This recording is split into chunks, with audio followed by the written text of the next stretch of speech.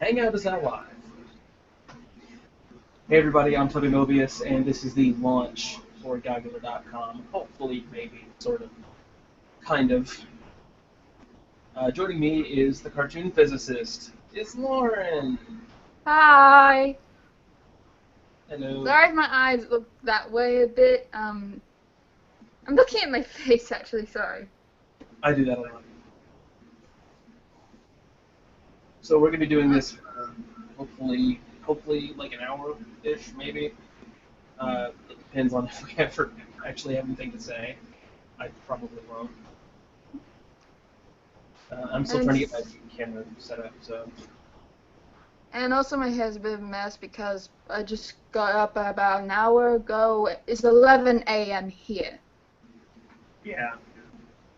It is 8:39 p.m. here.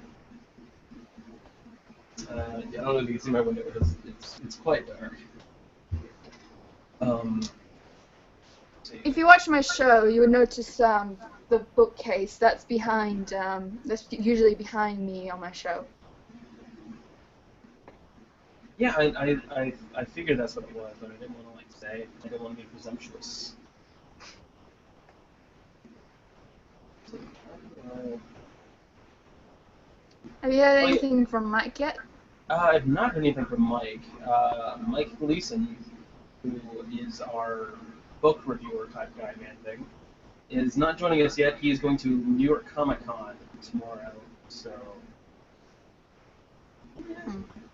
Or I think In it's this, tomorrow. hmm. In Australia, we don't have that. Oh, we do. Okay, Adelaide. In Adelaide, the town I'm in, we don't have that many cons. We have like three.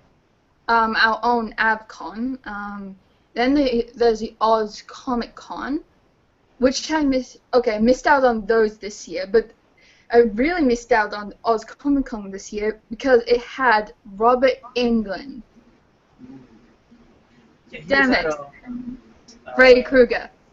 Toronto Fan Expo, I think, which my Mysticast co-host was at. They also had Jeffrey Combs as well, and a bunch of people from Star Trek, and a bunch of like voice actors and stuff.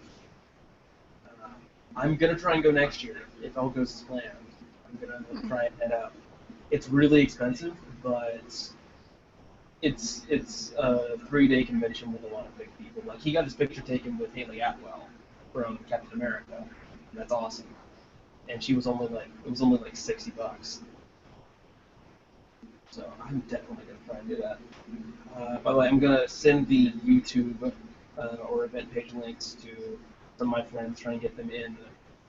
One of whom is actually my title card artist, Kit. So if he wants to get on camera, he's probably gonna join us. I forgot about this was happening, so I forgot to tell my title card artist. Well, I mean, Oops. you're welcome to like invite her now if she's interested, and someone messaged me on Facebook. Hmm. Hey, everyone, just want to tell you, my title card artist is known as Really Thingy on DeviantArt, if you want to check her work out. She's recently put the title cards up there. She's also on Tumblr there. Um, her real name is Madeline Long, but yeah, you should be able to search her up by Really Thingy, same word. I actually think I have a way that I can post links, things in here. Let's see. Really, I just hope my computer doesn't crash when we're doing this. Um, website. I don't know.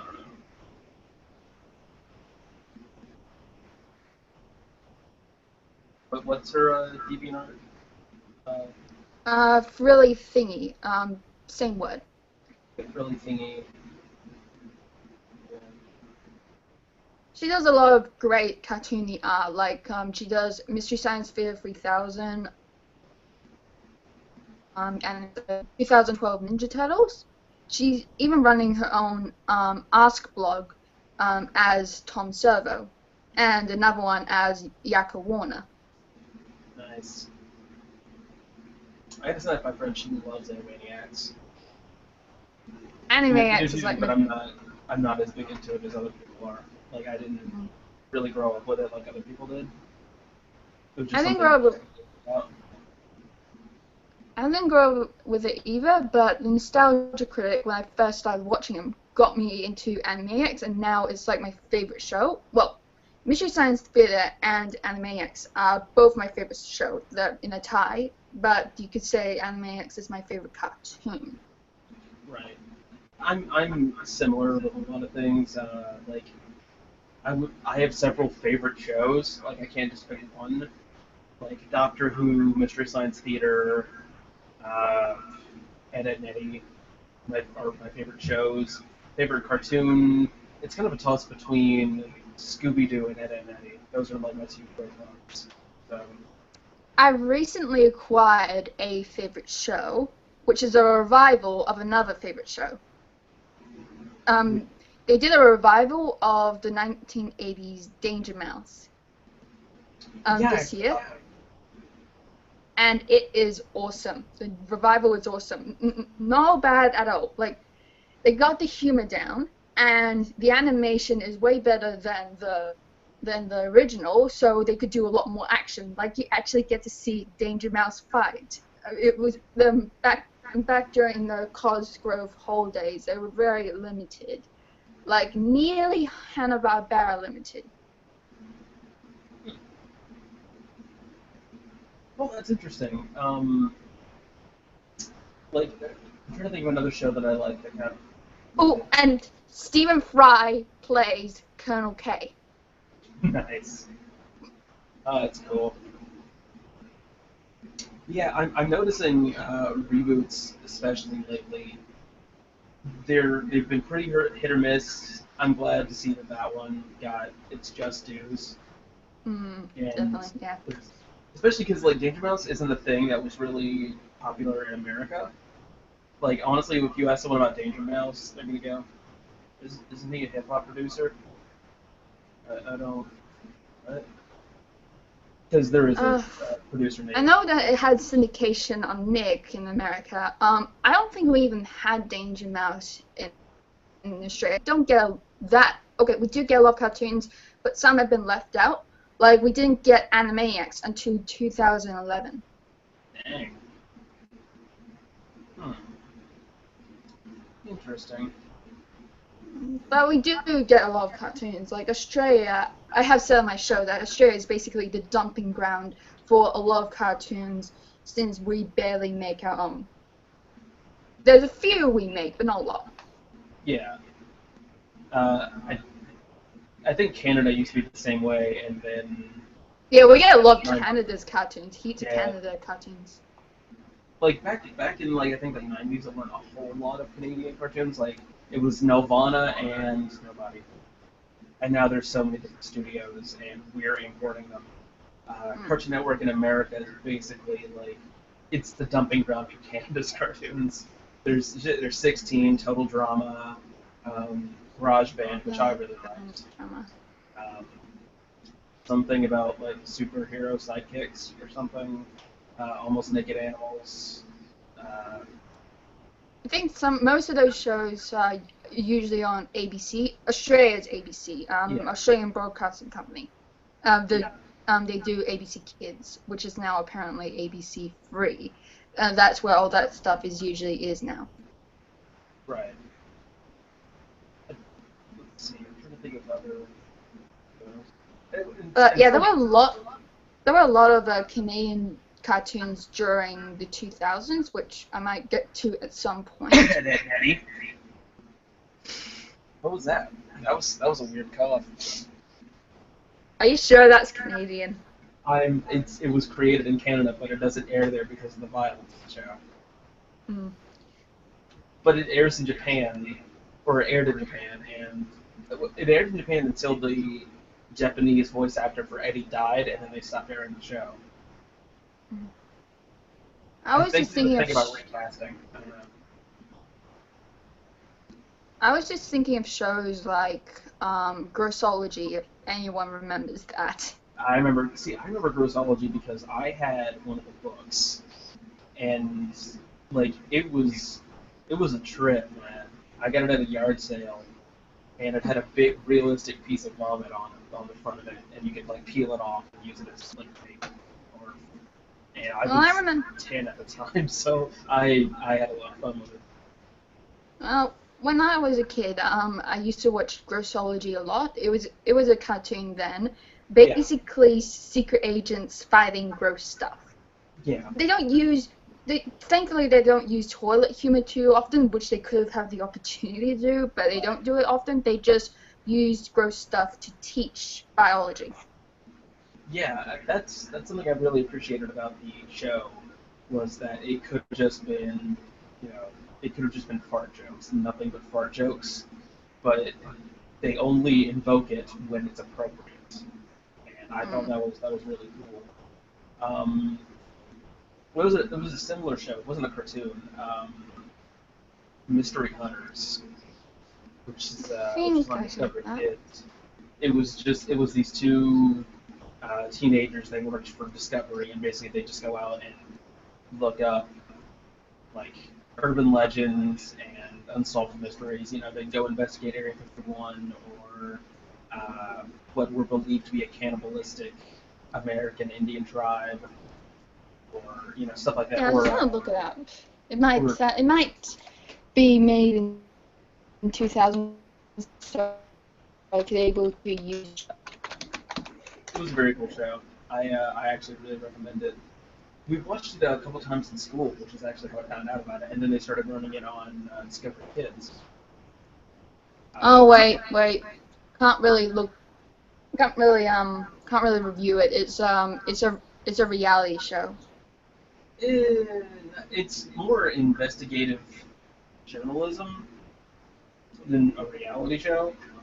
Well, Uh, just Wikipedia classified it as a reality show, it is which I don't do for my show because really, I just focus on characters and plot, which sometimes reality shows don't have. it's not a reality show. I've watched almost every episode. I think it's not a reality show. Um, There is it, one good reality show out there that I love, absolutely love. It's called Face Off, and I've seen it's that one. competition.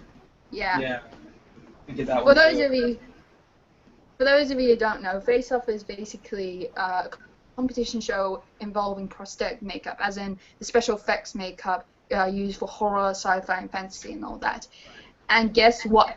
People are actually nice on that show. They're not Yeah, bitchy, here. sabotaging douchebags. If you want that, watch Heroes of Cosplay. Um, Heroes of Cosplay is terrible. It's terrible. Face Off is good. Monster Man is another good one. Except it's not a competition show. It just follows one guy who does prosthetic makeup and visual effects. And Devo did a video with him, and it's really cool. I think I tried watching some of his show once. Like, there was this one episode where he was making a double-headed shark or something for a sci-fi movie, but Probably they Shark. didn't let him just use CGI instead, and he was Uh, pretty upset about that. I would be too. That sucks. Um, and of course, the other reality show I watch, I don't know if you can classify it as that, uh, is Men at Arms on YouTube, which is amazing. Have you ever seen it? Don't think I've heard of it. Well, basically, it's a guy who makes replica swords, and he makes swords from fiction. Like he'll make. Wait, Uh, do they look really metallic? Because I actually think I might have heard of him. maybe like he's made the sword from He-Man, or he's made Wolverine blades, and he's made Sokka's sword from Avatar: The Last Airbender. Yeah, I think I have seen a few of his videos. Like, there Yeah, was one where he merged all of the Teenage Mutant Ninja Turtles weapons together. I don't remember that one, but there's a few I haven't seen. Or Um, maybe that was just from another show that's similar. I'm trying to think of his better ones. Uh, oh, he made Finn's golden sword from Adventure Time, and he actually treated the blade so it turned gold. It looked so cool. He did Keyblade, Hylian Shield, Arceus Needle from Game of Thrones. Just really, really cool stuff. Finn now has a sword that basically came from an alternate time version of himself. Or not like came from him, as in it was him. It's That show got too weird. I kind of had to stop watching it. I still love it. I still watch it. Ever since Steven Universe came on, people were like, "Oh, Adventure Time wasn't that good after all." No, it was good. It's just a different kind of good. Hold on a second. I gotta adjust my stuff real quick. Yeah. All right. So I was getting echo from my camera mic, as it were. So I had to fix that, and I did, and I'm awesome. Um, but yeah, Adventure Time. I don't know. It just I just kind of fell out of enjoyment of it after a while. It just became like there. I didn't feel like there was enough relief between the heavy dramatic storylines and the goofier stuff. And it's weird if you go back and watch any of the stuff from the early seasons, it's like a Yeah. completely different series. Well, at the moment, Adventure Time has basically merged the two things together, and now it's become a very relaxing thing. Well, maybe I'll give it another chance soon. Yeah. I don't Well, have anything against it. Though it did get weird. Like, spoiler alert, everyone. Jake is actually a product of his dad and a eldritch, very even more stretchier than him monster. And his dad was the one that got pregnant with it. And that's why he has stretching powers. Yes, it wasn't from mud. It was from that. That's just, I don't know, that's like some comic book kind of shit, where it's like, let's have this thing that's really goofy, and now let's make it dark. Also known as the Linkara method. Love you, Lewis. I'm talking to him pretty soon for the Misty cast again, hopefully. Okay. Yeah, I was saying is, he finally brought back a storyline again after just simply changing Hoya's voice. That was the only bit of storyline for a while. Yeah, because he wanted to save it for the movie, and he didn't want to Yeah, exactly. do a big storyline, and then the movie happens where it's like two gigantic events right next to each other, which makes sense. Yeah, I like the new character that he introduced. Then Aaron. Like, Also known as Lady Star-Lord. yeah. She wasn't like super competent or anything, or no nonsense. She's just trying. That's all, and I really like that because usually when certain shows introduce female characters, they're afraid to make them funny, and I hate it when they do that. Like at the moment, I'm actually writing a book series, and one of the main characters out of the siblings, is a female character, but she's not like the no-nonsense, serious, smart one. I changed things up to make her more of the funny, kind of egotistical, kind of character, with the younger brother being more of the serious, smart one. But even that goes to a bit of an extreme. Right. Yeah. I don't think Lewis really has that problem. Like, I notice when he has a supporting female character, they're usually pretty funny. Like, Yeah. Iron Liz, the foam lizard, I don't remember her name. Liz. Eliza, that's it. Eliza, I was going to say, there's two Liz's. Yeah, Eliza, she's funny. I think Viga's been on the show like once. She's funny, like as herself. Yeah. Female astronaut in the wall movie.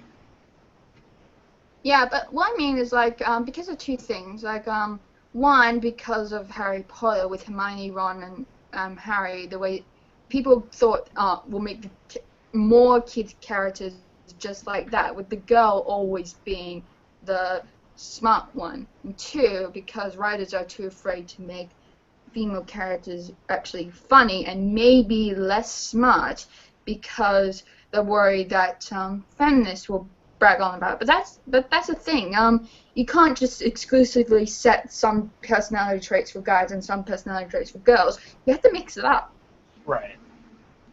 Although I will concede that Hermione, she got better as time went on. Like, in the initial, I'm going to say, 2 books, she was very mired in this no-nonsense bookworm archetype.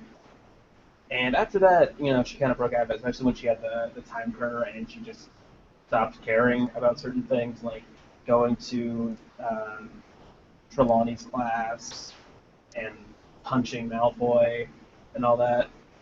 And she started cracking a lot more jokes. Yeah, but guys, this is kind of going on my head because don't get mad at me, everyone. I am indifferent to Harry Potter. Shun the non-believer. Shun the muggle. Well, that's the thing. I'm just they're good books. I'll admit that, but I've never been a fan. I've never been interested in it because, well, the thing is, a book series called Skullduggery Pleasant, about a skeleton sorcerer detective, pinstripes and all that, was my first fantasy book series, and it's as different from Harry Potter as it can get. And that became my definitive version of fantasy. So anything kind of like Harry Potter, I'm just not really interested in. Right, and that's fair. I think just Harry Potter for me, it got me at a young age. I'm not going to say, well, it's what got me into reading, because I was into reading before Harry Potter. I was into it before it was cool, so... But I do like Harry Potter. I am excited for how the franchise is about to continue with the stage play and the new movies. And again, that's something else that I think separates Rowling from her contemporaries, especially Stephanie Meyer. Alright, just saying her name. Oh yeah, the gender swap thing that she's Yeah. done. Yeah. What the hell? I heard about this last night. Yeah, she's doing Twilight, but from the opposite gender. And yeah, I came across it from his picture of the back of the book or the descriptions, and oh my god, the name changes are hilarious. Belle is now Bo. Just a good old boy. And that Edward guy is now, I think, Edith or Edith. It's spelled weird. Edythe. You couldn't have just called her Jane or something. You had to go with the alliterative names, or not the alliterative, same letters. And I heard, I heard from some. Well, there was also a bit of writing by the person who posted it, saying that most of Belle's narration has been replaced by more male-oriented narration. Like, her wistful thoughts have become her dark, brooding thoughts. Who raised Stephanie Meyer? Who raised her this way? Ah. And, like, that's something that I appreciate about Rowling is she's not retreading the same ground.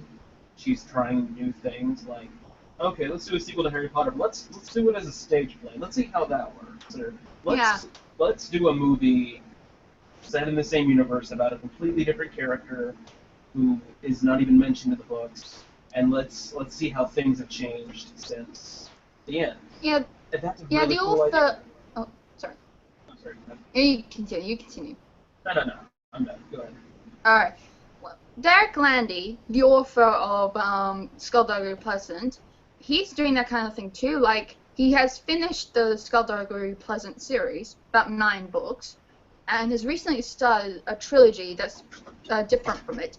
It's called Demon Road, and it's basically a road trip. involving monsters. I am awaited.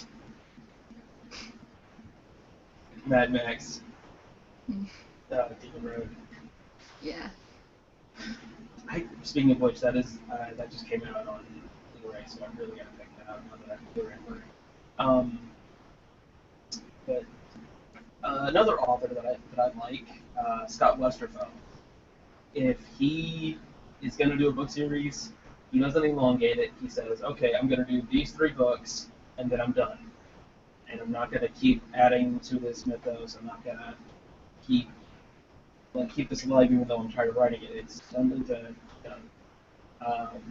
I think the only exception to that is the Uglies series, which got a extra special 4th book. Midnighters was a trilogy. Leviathan was a trilogy. He's a solid writer. I really do his work, especially the Leviathan trilogy, which, if you guys have never heard of it, imagine World War One, except with steampunk robots and giant Lovecraftian monsters. Also, check out Scullery Pleasant. It has lots of Lovecraftian monsters as well. Yes. And what I really like about Scullery Pleasant, it is very different from Harry Potter, but that's the thing. The magic isn't all like there's a spell and there's an anti-spell for it. No, the magic in Scullery Pleasant is a lot more restrictive. Like, one person has the magic to walk on walls. One person could fire blast light from his eyes.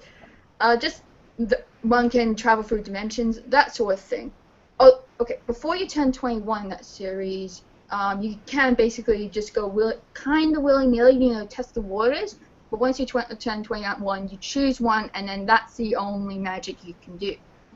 I like that because they can do more than just magic. They just don't have to fix things like that.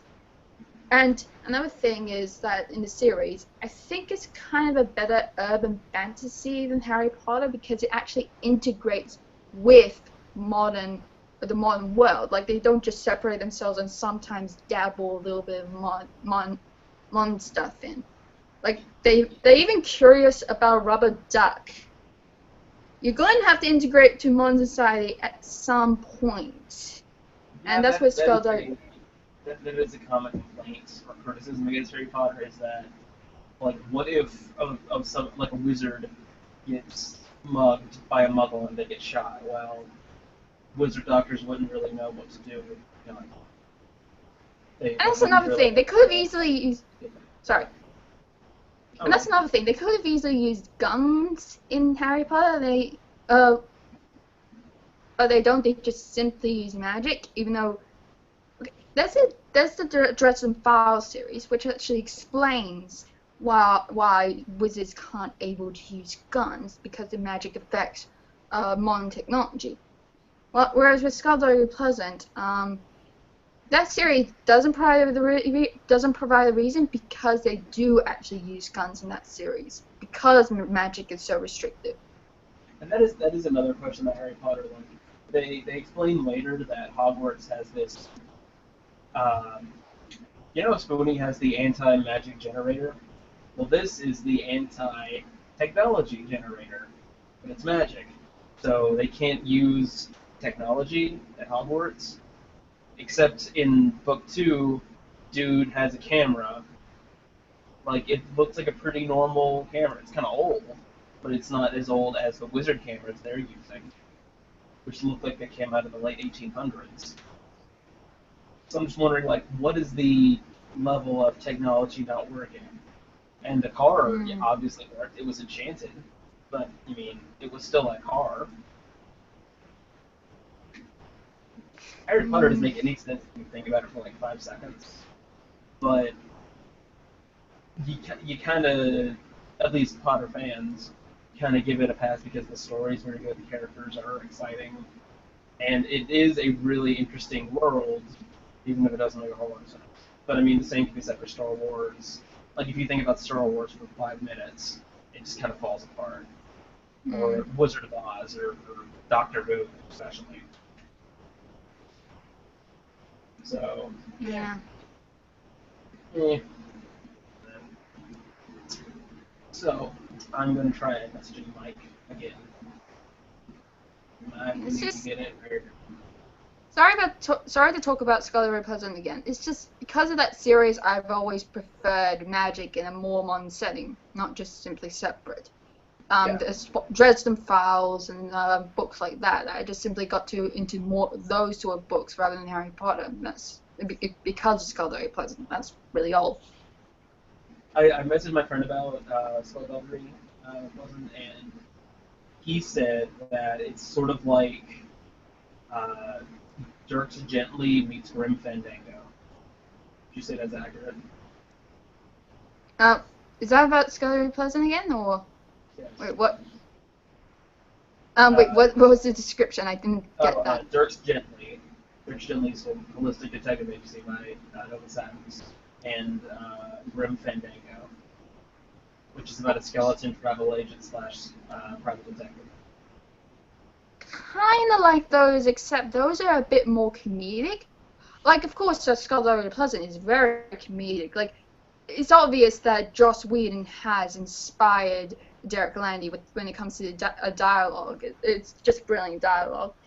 But I think the aesthetic and everything is a bit more city gritty, but an island, that sort of thing. Like everyone wears like sleek black mom clothes, stuff like that, but not like Matrix. No, not like Matrix. Like the Tao character, Scholarly Pleasant, wears a pinstripe suit as a skeleton because he's So awesome. nothing about those skeletons. We got a comment from Hunter. Slytherin for the win. I'm a Ravenclaw myself, but good on you. Um, so I guess since this is about our reviewing sites, I guess we I can just each talk realized about. something. I just realized something. We just talked about books, and Mike isn't here. Yeah, I know. I guess it's because if we didn't talk about it, We're we'd having be fun like, talking well, about books without you. actually, as the resident book critic, we actually have two book critics. We have Mike and we have Brenna of the Bookworms Horde, who sadly is not here tonight. I've messaged her about it, but she hasn't replied, so I guess she sent for something. Um, but eh, I think we can probably just keep this going for a while. If we can just wait for people to show up, and if they don't, then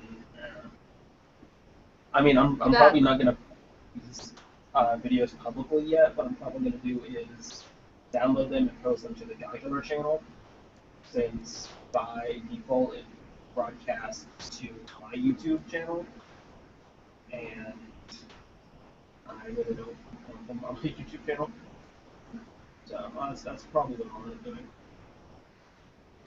So since we're talking about our viewing site, I guess we can talk about how we got into internet reviewers and such sundry things.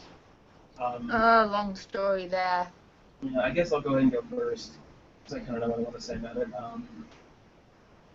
Back when I was in high school, my girlfriend at the time was really into this angry video game nerd that I kept hearing about. And no, she was into the Nostalgia Critic. And my other friend was into it. She told me about the Nostalgia Critic, so she sent me his Sonic the Hedgehog review, and I loved him. And I watched all of his backlog, and this is before I knew that Take Good Tape was a thing. Um, so I just kind of watched them as it came out on YouTube because I couldn't really load the players they were using it. I think this is back when they were using the Rever player. So that was a while ago. Um, but eventually I did go to the site, and uh, it was around this time that they started doing Gigassia. And when Gigassia was still coming out, I got onto the That Guy with the Glasses IRC channel for the first time. and that's where I met some friends that I still have today. Dan and X, Line-based Red, who's actually going to be writing for Goggular as a blogger, and a bunch of other people. I met them through the RC channel, including Kit, who is my title card artist, and he is a very cool dude. Um, and eventually I started watching other people on the side. I started watching Lewis, and I started watching Brad, and all that. And by the time of Suburban Nights, I was in complete fanboy mode. I I downloaded each part. I posted a few times to the Secret Treehouse fanfic collective on LiveJournal. Still there. I helped produce their Tales from the Treehouse dramatic reading podcast, which may or may not be on Goggular. We're still kind of thinking about it. It's not really an original thing. And I got into reviewers that weren't on Tig. I got into Kyle before he moved to Channel Awesome. I heard about Diamanda right before, like literally the week before she was announced. So that was weird. And yeah, it's been kind of a ride. I've kind of been in this I guess you call it subculture for about 7 years, something like that. Because Turtle's been around since like 2008, 2009. So it's been interesting, to say the least. And what about you? How did you get into the madness? I just realized, hang on, I just realized that I would have been 13 when you first got into it. Yeah, for the record, I'm 22. 19. Yeah. I got into internet reviews a lot later than he did, like last year. It was one day when I was just browsing on Tumblr and came across the Nostalgia Critic's top list of movie themes. And I looked at then I looked at more of his top lists, then more of his videos, then his site's, the other reviewers on his site's videos, and the movies, and then more reviewers outside of that. I'm just still going now. That's what's happening. I'm still looking for more and more and more reviewers. I just haven't stopped. I'm built up, like, definitely have a lot of favorites now. And at one point, when I was getting really into it, like, I suddenly came up with ideas for my own show, just out of nowhere. And I thought I could actually use that. I can actually make my own show. You see, usually when I get into something, I usually don't have the capability of doing it. Like, the few times I really got into something and actually still committed to it was, like, my writing. But I can't really do other things I've gotten interested in and become... yeah. You know what I mean? Like say I've gotten interested in a ventriloquist, and I figured I could do ventriloquism, but I can't because I suck at it and I don't have a puppet. Well, it's just that sort of thing. But with this, coming out of ideas with this, I have the capability. I have a camera. I know about video editing.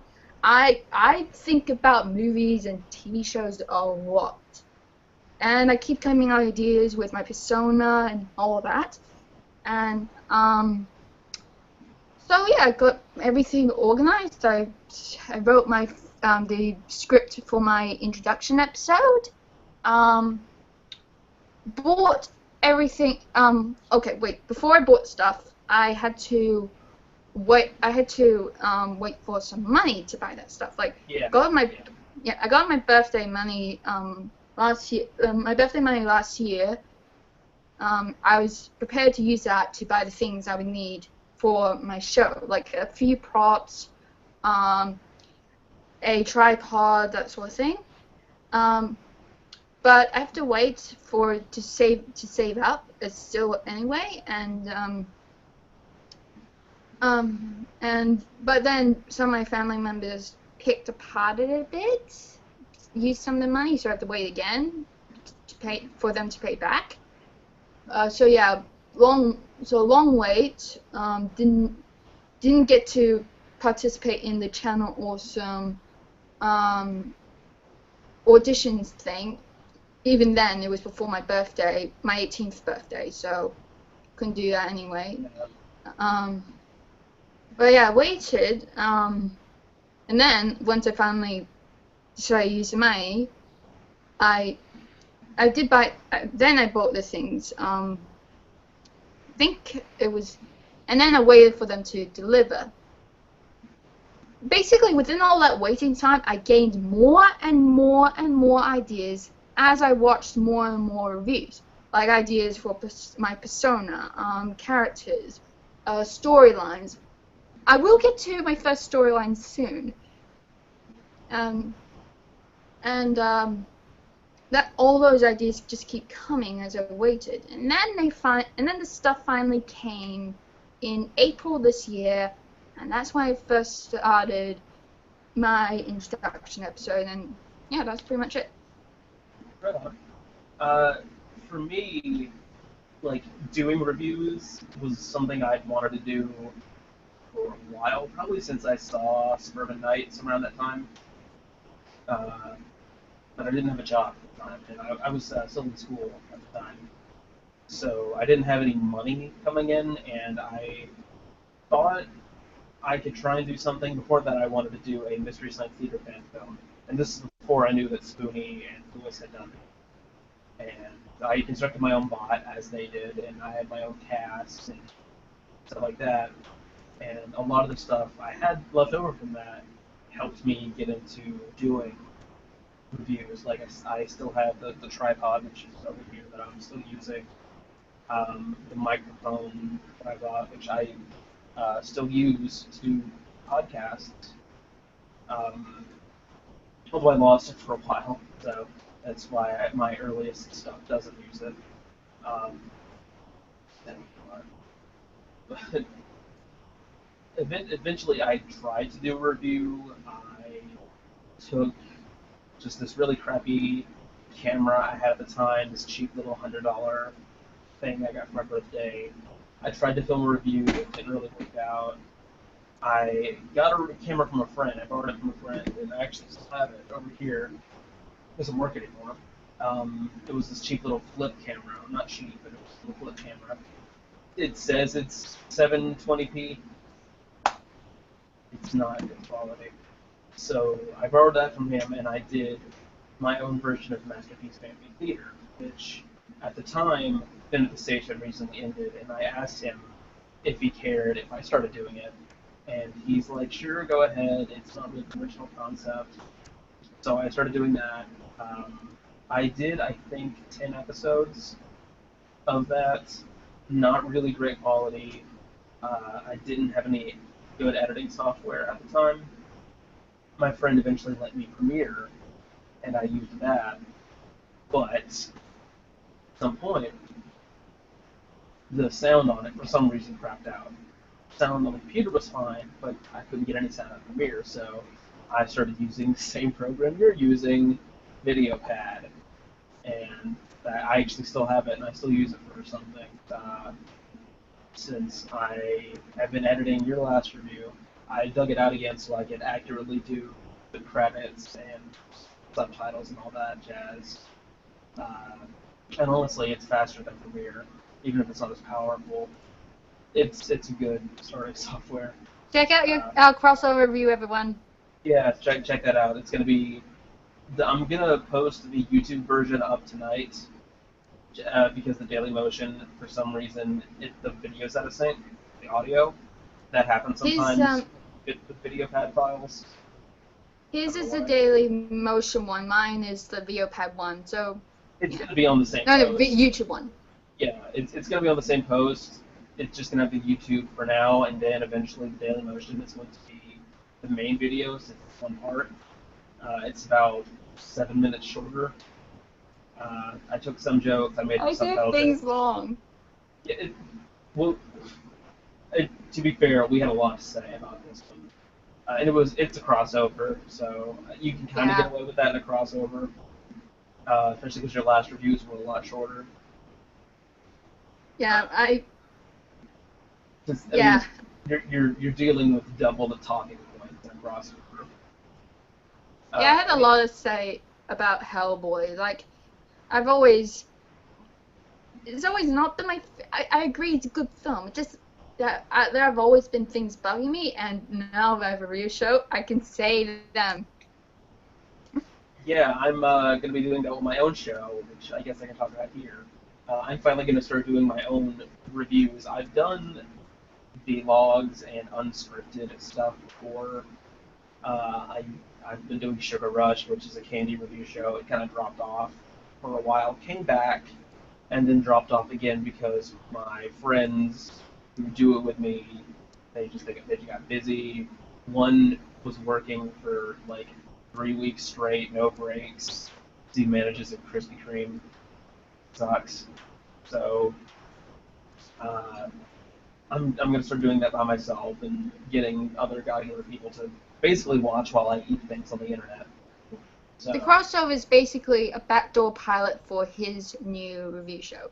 in a way, um, the costume I actually wear in that, and I wonder if I can bring up pictures on here. I don't know. Let's see if I can bring up a picture. Um, but the outfit that I actually wear in that, I've actually had that reviewer outfit for going on 3 years now. And it appears in the title card of the crossover. By the It way, in does. the Yeah. in the title card, it's basically me writing comic book version of Hellboy, and him writing the movie version of Hellboy, doing I forgot what it was called. I remember. Uh, Jousting. yes, there was Yeah. a second idea. The jousting idea was mine. His idea was basically him fanboying over the movie and me looking at the comic comparing to the film like Myers did with Hellboy.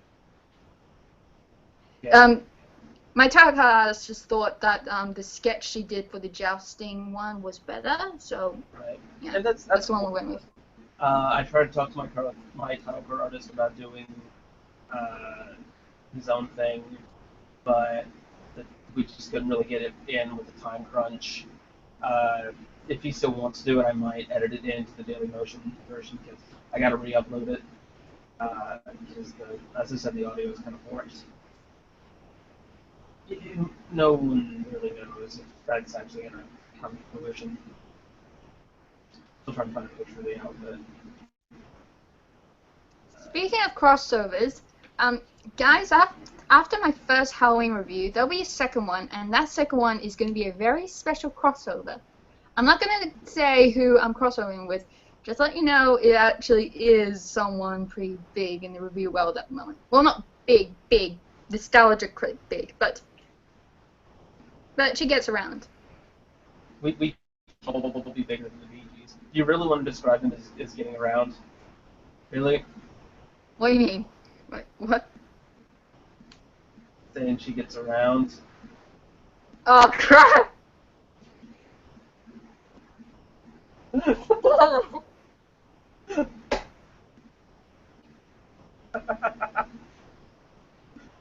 We're sorry. We're sorry. Okay. It's okay. Um, but yeah, I don't really have any plans to do crossovers with anybody on my main show. I think the show's format is going to be better suited to just me, in my opinion, because the format itself kind of makes it hard to do a crossover. It's going to be called 5 for 5. I should actually put that back on. It's called 5 for 5, and basically it's going to be me listing 5 positives and 5 negatives about something. Movies, TV shows. I want to do an album at some point, review an album. Occasionally, we'll give retrospectives on something so I can give a proper history. to do a review. My first episode is going to be on Star Trek Into Darkness. I have opinions about this movie. Yeah, you I have very, mentioned in the I Hellboy have very review strong of them. opinions about this movie. I don't like it. Is the basic opinion. Uh, I like. I'm going to tell you this now. My main problem is going to be with the third act, and that's going to be most of the negatives. Um, just no, especially because I love the first movie, the first reboot movie so much. Like in retrospect, it's barely a Star Trek movie. It's a Star Wars movie with a different coat of paint, but it's it's still important to me because that it actually is what got me into Star Trek. So the fact that they messed up the second one this badly is, you know, Don't betrayal. don't really have a lot to say about Star Trek, that Star Trek film because, guys, I'm indifferent to Star Trek as well. Oh no, Star Trek Deep Space Nine is the best thing. Best thing. I just always liked Star Wars better. That's all. And that's fine. You know, there's nothing wrong with that. I like Star Wars. I like Star Trek better, but I do like Star Wars. I like Doctor Who. I like Doctor Who a hell of a lot. I'm surprised not. I'm surprised there isn't a rivalry between Doctor Who and Star Trek. It's always been Star Trek and Star Wars, but never Doctor Who and Star Trek, which are a lot more similar. Really, I think it's because until very recently, Doctor Who wasn't as much of a thing in America. Uh, like it was a thing, but it was just this cult nerdy thing. You you would occasionally see someone dressed like the Fourth Doctor at a convention, and it was always the Fourth Doctor. It was never anyone else. And you would occasionally, like on The Simpsons, you'd see Tom Baker pop up in a cameo, like in the comic book shop or on Futurama. But now Yeah. Doctor Who is huge. Like Family Guy is referencing Doctor Who. They're making Doctor Who jokes on like all like Big Bang Theory and Community. Well, Community has their own version of Doctor Who, Inspector Spacetime, and it's amazing. Yes, Uh, I love that I show. really I kind of want them to do like an original Yahoo version of Inspector Spacetime. Like April Fool's episode, it's a complete episode of Inspector Spacetime. That would be really cool. Uh, it helps that Jeff Winger kind of looks like the 10th Doctor. Uh, Hey guys, Yep. Dan Harmon, is that his name? yep. Amanda. He had. Oh wait, no. I'm thinking of Starburns guy, the guy that plays him. Works on the show as well, a bit like in the writing and stuff, I think. Yeah, he made his own show. That's a great one that you should check out, called Frankenhole. Frankenhole, Dino Stamanopoulos. I can't pronounce his name. It's a very Greek name. He also did Moral Oral, which is a fantastic show. Dark as hell, but it's fantastic. Frankenhole's pretty awesome too. Like, I Frankenhole love is- that show. It's it- basically very papery animation. Yeah, it's But- stop motion with like paper puppets. Mm. It's And it's basically mixing all of the Gothic stories together, like Frankenstein, Dracula, The Island of Dr. Moreau, and they're actually pretty accurate. Like, they do try to be a bit accurate when it comes to details of stories, like how Victor Frankenstein wasn't actually a doctor, and how the monster didn't look like the way in the movies, that sort of thing. They do point stuff out like that. And that Dracula has a mustache. He does have a mustache in the book. and it's also interesting to see what they do with the various interpretations of historical figures. And for those who don't know, the plot of the show is that various historical figures use Frankenholes to travel to mid 19th century, Somewhere in Eastern Europe, that's how they describe it. somewhere in Eastern Europe. to visit Frankenstein and have him do some sort Who's of immortal outlandish. now? He is an immortal, and so is his wife, and he hates his wife. And they have two He's just children bored with her. who are like in their like 90s or hundreds, but still I act say, archaic. I say hundreds because they're kids. They didn't give the immortality serum to their kids. Yeah, They just wanted their kids to die already. yeah. It's pretty dark, but it's very funny. And he has a sassy friend, and the monster speaks like a 5-year-old girl, but has all these. Wait, what? Uh, You're talking about Igor, right? Not Monster. Igor. Yeah, not monster. Igor. Yeah, Igor speaks like a 5-year-old girl, and The monster. monster is the one that talks so eloquently, kind of like his speech in the book. But he acts like a teenage girl, basically. Mm. And My well, parents don't understand me. like the first season was about historical figures going there, but the second season was more about Frankenstein's life, like things that happen within it. And also, in the first season, there was a band episode. Yes. And speaking of shows related to Community, Rick and Morty. I haven't really got into that, sorry. I Rick tried. Rick and Morty is one of those shows where you really love it or hate it. It's either hilariously dark or dark and not funny. It's really up to your humor. I really like Rick and Morty, but I also really like the very, very dark Moral Laurel season. And Rick and Morty is just funny enough that it cuts the tension of when something really traumatic just happened.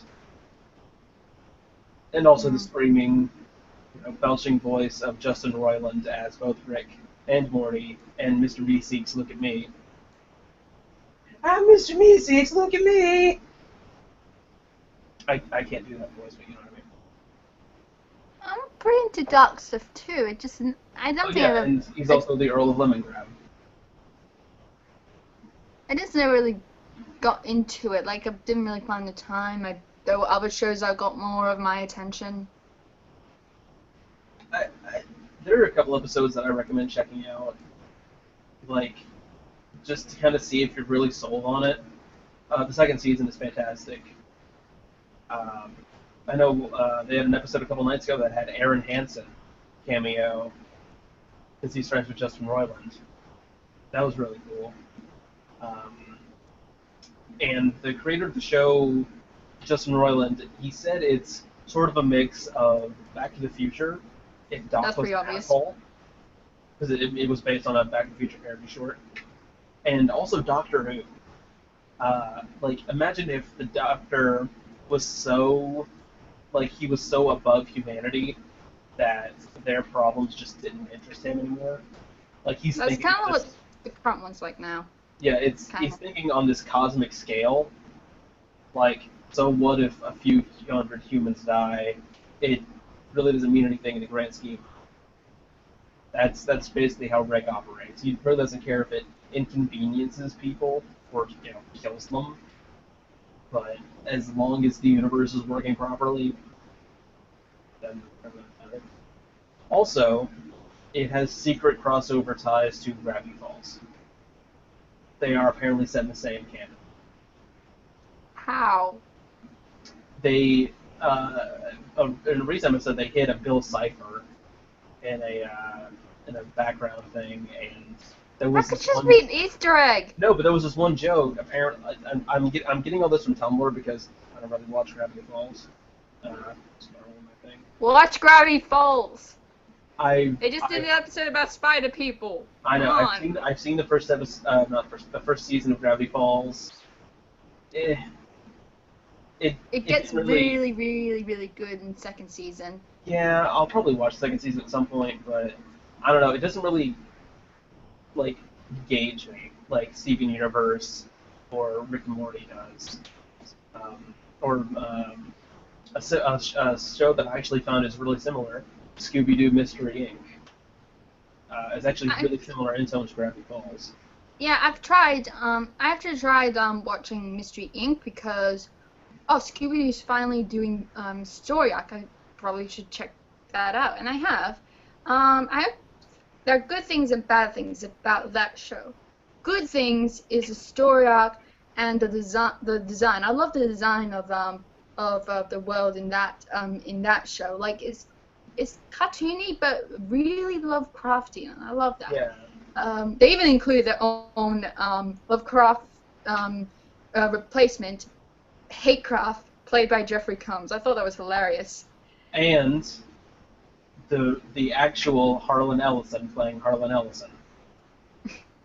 His very first But line is, "And that's why nothing good has been invented since the 1970s."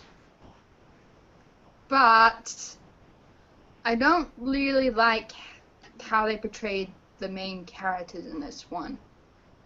Yeah. They're kind of annoying, and the drama's the same. It's just couple problems. And that is alleviated later on in the series because I can't really go into too much detail without spoiling it, and I really don't want to because it's a really good show. Well, The couple stuff gets resolved pretty early on yeah. by midpoint of the first season, and that stops being a factor. There are other things. Yeah, I Other have first, seen through the story arc. I kind of know what happens. It's just still the characters kind of annoy me a bit. Velma is the only one that really kind of stands out to me as being annoying. The other characters don't really bug me too much. Fred's flanderization of being obsessed with traps is kind of goofy, but it gets better by toward the end of the series. I still like Shaggy. I still like Scooby. Daphne surprised me with how much I liked her characterization. Um, but the main recurring characters are very interesting. The sheriff, played by Patrick Warburton, is great. Mr. E, played delightfully by Lewis Black. He's kind of like Peter Capaldi in the way that you can tell he really wants to curse, but he can't, and it's killing him. Like I would kill to hear the blooper reels of both Capaldi and Lewis Black in their respective roles. Even though Peter Capaldi really is trying to be like David Bowie in his role of Doctor Who, which reminds me, Dreamcasting for the Doctor, David Bowie. Come on, he's still alive, people. Apparently, that was going to be a thing in the 80s. Almost. We also almost got Michael Jackson as the Doctor. Oh God, no. No. Yeah, Peter Segal, the guy who was in charge of the Doctor Who 1996 movie with Paul McGann, he wanted to do it as far back as the mid-'80s, and at one point Michael Jackson was attached. And this was like Captain EO era Michael Jackson. And he wanted to play the Doctor because he was interested in the role. And David Bowie was also approached. This was around Labyrinth when that was made. So that it's always interesting to think of what could have been. And also, if Seagal hadn't gotten in the way, there would have been a multi-Doctor thing for the anniversary in '93. But then that didn't happen, and we got Dimensions in Time instead. It's awful. Okay, back to Scooby-Doo for a second. Yeah. Not really a big fan, but my little sister is a huge fan, so we have lots of DVDs and stuff, and I have watched a bit with her. I just find the characters in those more charming than in the Mystery Inc. one, that's all. That's fair. I There's a new Scooby-Doo series out Yeah, now, though. I Not haven't interested seen it. at all. I'll probably watch it just to see. I mean, it's like it can't be worse than Shaggy and Scooby-Doo Get a Clue, which is the worst. That might end up being something I'll review. Oh man, I hope so. I hope to be there for that one because that show is terrible. Scott Menville is Shaggy. It's so bad.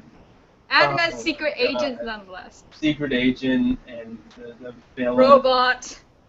and the tricked out mystery machine. They get It's Johnny Test with Shaggy and Scooby. That's basically what it is. Ah, don't remind me about Johnny Test. That might end. If it ends, that might end up being on the show. Johnny Test is going to be like just 2 hours of you screaming. That's the review. It's you screaming and doing a counter of every time they use the whip crack effect. And one thing that really what I really hate about the show, that's not really within the show itself, but was done to other shows. They were going to make a Plastic Man series, but apparently that wasn't important. They had to make another series of a season of Johnny Test. Because Johnny Test is incredibly cheap to produce. And the Plastic Man, he's my favorite DC character. Tom Kenny was so crushed about Plastic Man because, like, that was his baby. I think he was a producer on the pilot. He was. He was and so, one of the writers. So into it.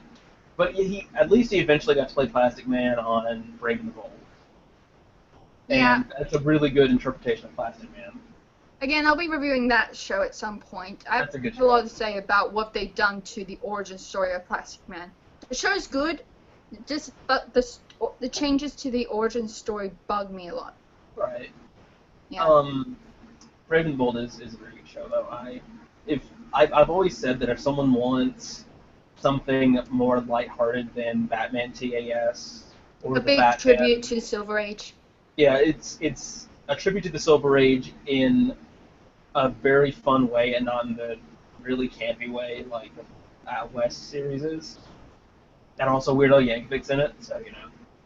Oh yeah, the episode with Batmite in his Scooby-Doo parody, which I didn't get because that was probably part of the joke, but I didn't get why Weird Al was in a Scooby-Doo parody that was supposedly taking place in the 70s. But I guess that was part of the joke, and I'm just picking a part of it. I can tell you exactly why.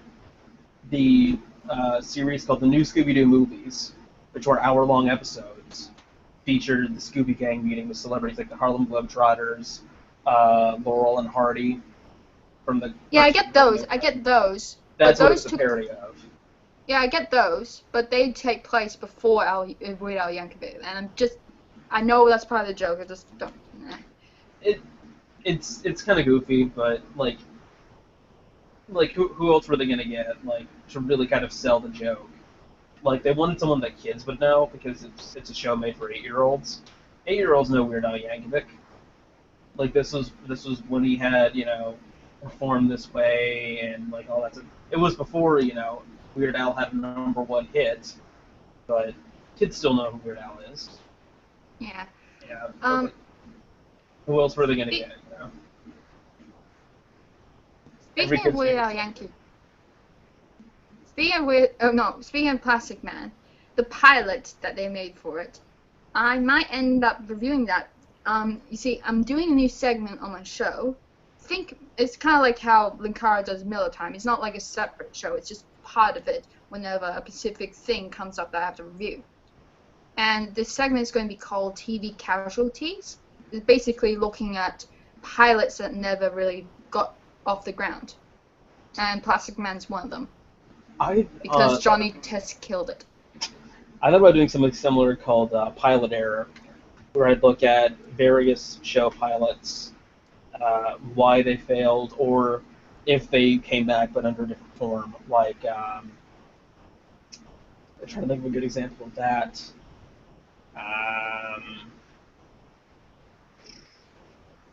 I guess you could kind of say that the American pilot for the IT Crowd became the Big Bang Theory, in a way, if you stretch it.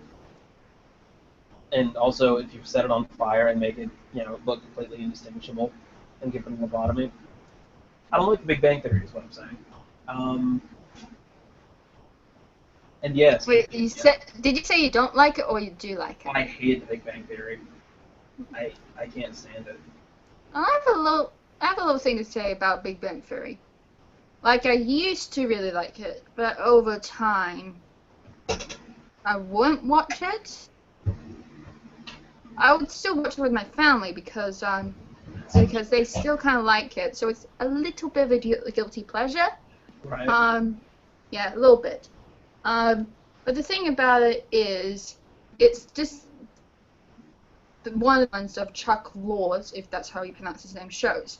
But only by a little bit. Like, it's only better because the rest of his shows are simply sexual references, whereas in Big Bang Theory they do have some decent jokes along with the crappy Chuck Lorre sexual references. So it's only over by a little bit because of that. My big thing about Big Bang Theory is that it's basically just reference laugh track. It's less about jokes than it is, this thing that exists. Doctor Who, Star Trek, Babylon 5, Star Trek, Star Wars, World of Warcraft. Yeah, there is something that does bug me about the show, is that they never talk about the New 52. They just talk about the classic comics. I mean, think about it. How would Sheldon feel if the DC universe restarted again? And Big Bang Theory was out at the time. So I just didn't get why they didn't go in that direction. I know, no, copyright and all that probably, but well, no, it's not even a copyright thing. Probably because if they would ask, I'm guessing, and this is just what I think, they probably asked Warner, hey, can we do an episode about this? We're criticizing your business practices. Oh. That's probably exactly what happened. I'm just saying, if this... I'm just saying, if this was really a show about pop culture, then they would have gone that direction with Sheldon reacting to that. But they didn't. No. Yeah. Hey, you want to simulate Big Bang Theory? Star Trek, Star Wars, Babylon 5, Doctor Who. I mean, where you hear that And another thing, Sheldon included Halle Berry as one of his favorite Catwomen. So basically, they're just referencing. They don't get the true badness of some of those things they're referencing. Or goodness.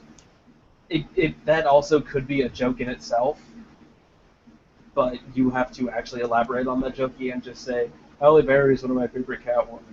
Like, that's not really a joke. But, like, if another character, like, reacts to it, like, oh gosh, there you go. Like, that's something you can actually make into a joke. But they didn't. There's another episode that my friend and I like talking about. They're sitting, like, on their laptops in the living room. They're all playing World of Warcraft, and there's a laugh track playing. They're not saying anything. They're not doing anything. There's a laugh track while they're on their laptops and they're playing a game. Like, there is literally no jokes there. Like, if I don't know, if the joke had been Sheldon asking Leonard something over Instant Messenger when he's right next to him, that would have been a joke. But no. Just this show.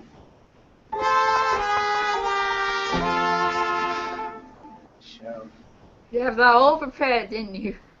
Yeah. Yeah.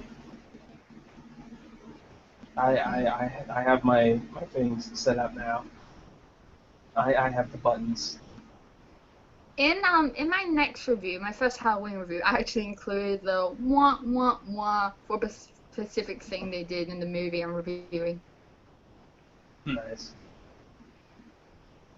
And then I do a little shrug. So you're doing the nostalgia critic?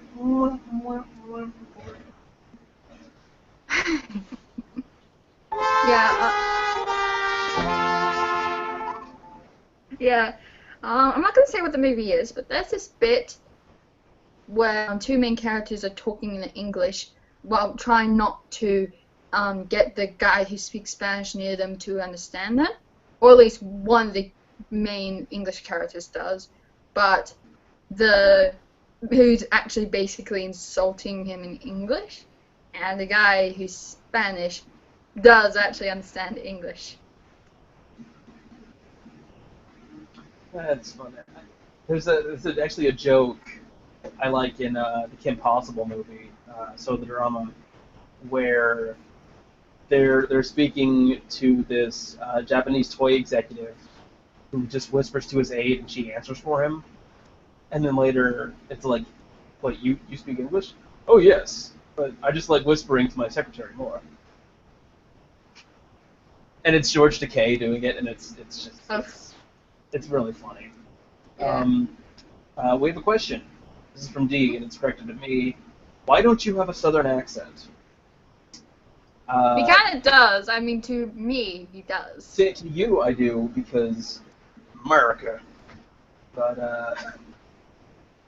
I don't have a very strong Southern accent. Like I say y'all and such, but I sound very Northern for a Southern boy. For a good old boy living in Georgia. Um, and I think it's just because I kind of, I'm not going to say I grew out of it. I made a conscious decision to get rid of it, mostly. Um, but it's weird if I'm with my family, who have very strong Southern accents, I'll start doing it, just like by being around them. And that's, I mean, that's just kind of how you pick up on accents in general. My grandparents have much stronger Southern accents than I do, and it's kind of a wonder that my accent isn't as strong. Uh, I honestly can't tell you why I just kind of default to not really having that much of an accent. I was in a call with somebody who didn't know where I was from, and they asked if I was from Ohio or something like, oh, what? I do not sound like I'm from Ohio at all. Nor do I sound like I'm from anywhere in the Midwest or the Southwest or anywhere, but probably the Southeast. I can do those accents, but that's not how I normally speak. Um, yeah, I don't know why I don't have an accent. And they have also chimed in with yes, the Big Bang Theory sucks. Myth busted.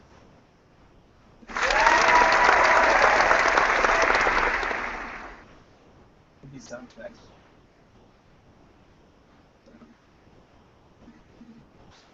Yeah,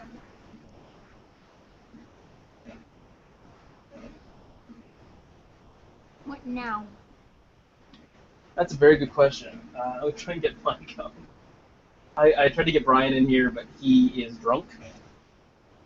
So No, put him on, mate. no, I tried, but he's hanging out with his brother that never gets to see. So we're gonna Okay. let him off. That's from Mike again. That's an Yeah. I am. Try that.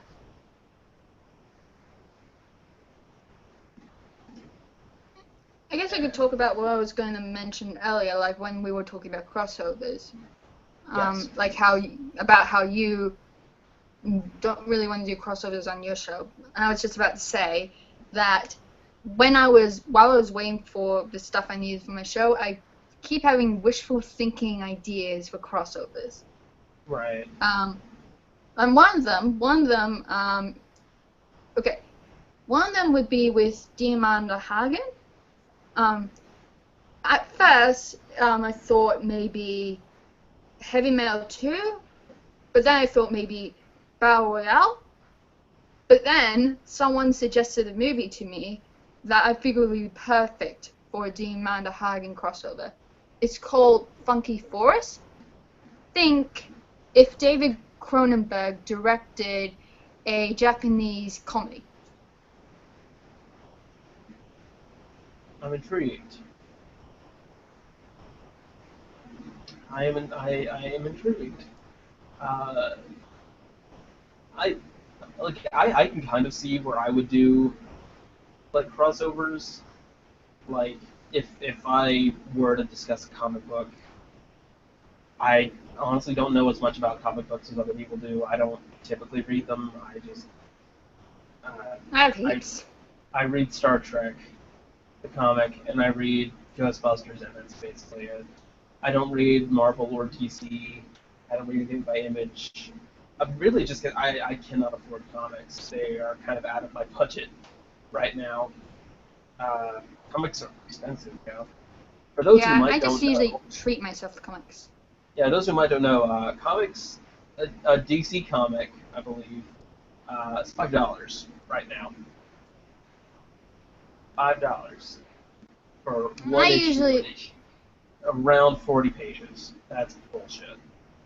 I usually just get the trade paperbacks. They're just easier to collect, honestly. No, that those are the monthly trades. You, That's what's scary.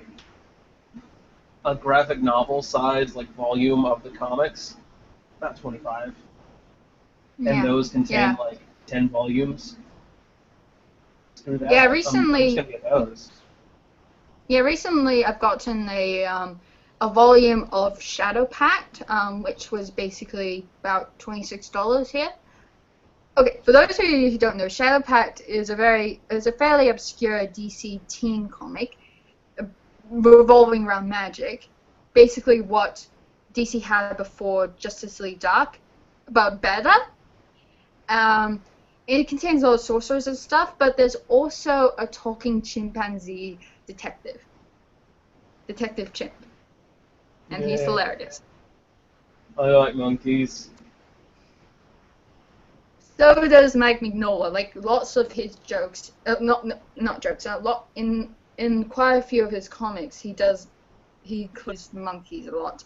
Like in my when I'm going to do another Mike Mignola adaptation review, probably the last one about Amazing Scroll Head. There's a bit about monkeys, and I really want to do a joke about how he uses a lot of monkeys. Like do a little montage of all the monkeys that appeared in his comics while playing the Animaniacs monkey song. If he says he'll let the monkeys loose, he'll let the monkeys loose. Wrong one, Nash but played yeah. that party game the other night. But, yeah. All right. Mike says, "Never give up, never surrender." Never give up, never surrender. He's trying to connect. No, he is too busy packing and getting ready for things, so doesn't look like he's going to be on, unfortunately. Um, So I, folks with Alan. eh, well, we're here. We can talk and do things. Probably only going to be about another 10, 15 minutes because I actually have to eat dinner. Your And face just disappeared. my camera, no, camera, oh, well then. I know exactly why this happened. My phone just turned off because I didn't have it plugged into the thing, and the camera ate up all my battery. Because I'm stupid. No. So, I'm just gonna get it to turn on. I just gotta leave it plugged in for a little bit. It doesn't take long to charge, but no, it is dead. Dang. Any new questions or? Yes, ladies and gentlemen, if you have questions, you can submit them to me. However, we have a Q&A app on here, and you can send a question, and we can answer it here. Or We're just running out of stuff. Skype, because pretty much everyone watching is, watching my Skype. It was on my Skype, I should say. So, how many viewers are in here? I can't tell. Like 5? Where's that popular? Which is honestly better than I thought. Gonna be honest. I thought we'd maybe get 3. I was gonna post it on Manic Expression actually, but then I forgot my password and I didn't feel like messing with it, so some Oh, kind of stupid. speaking of Manic Expression, I submitted our crossover to the Outstanding Blog of the Week thing. You know. We just got 4th place. Yeah. Well. Oh well. Yeah. There's always next time. But the thing is, guys, I actually have won 1st place a lot. Yeah.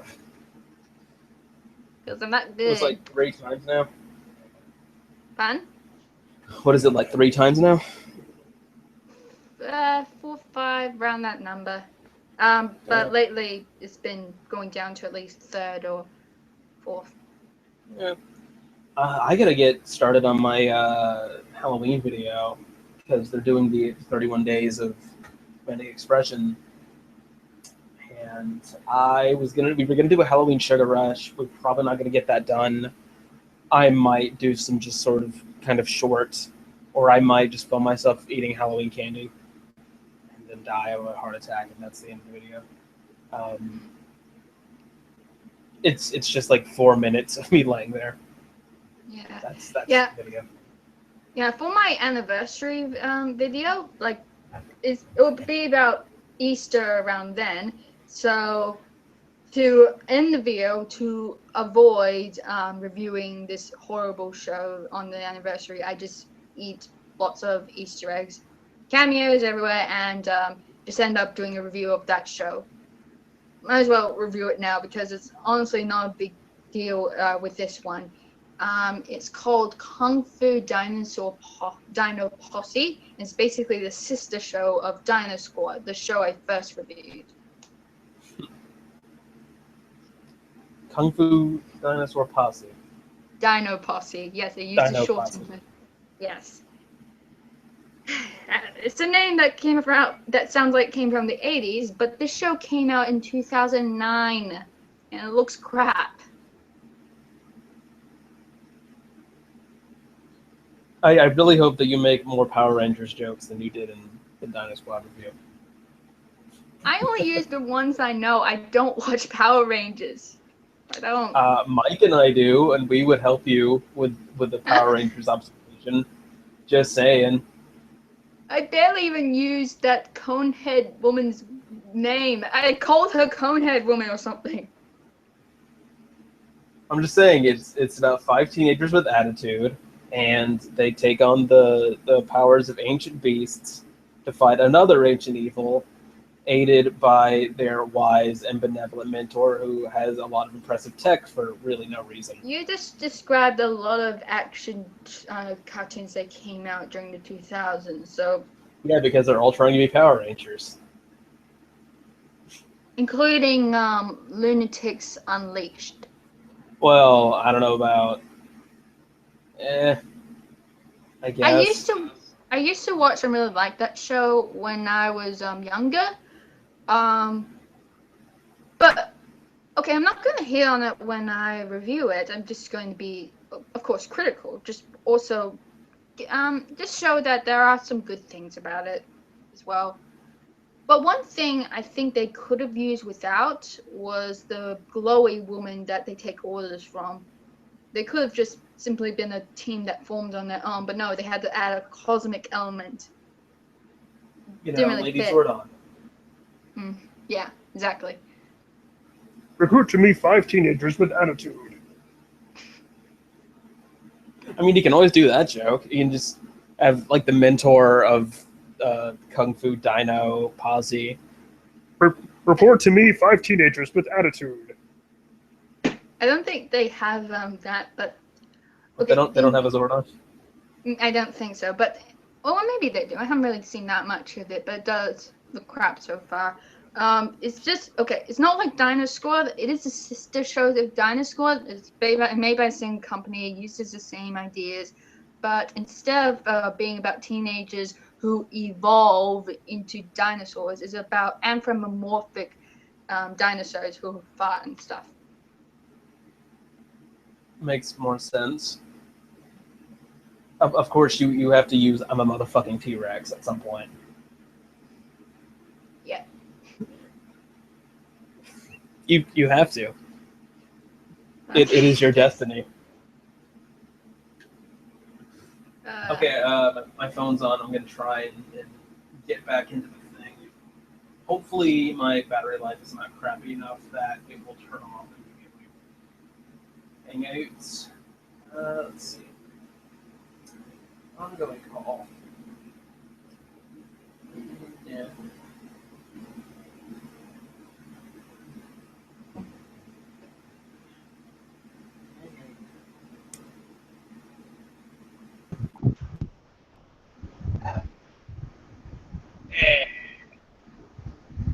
Oh, shit.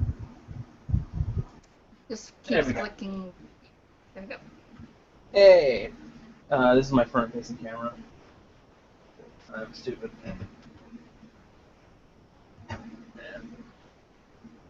It does seem to be a bit slow. Yeah, probably because the battery's almost dead. Front-facing. Back-facing. And now blackness. And now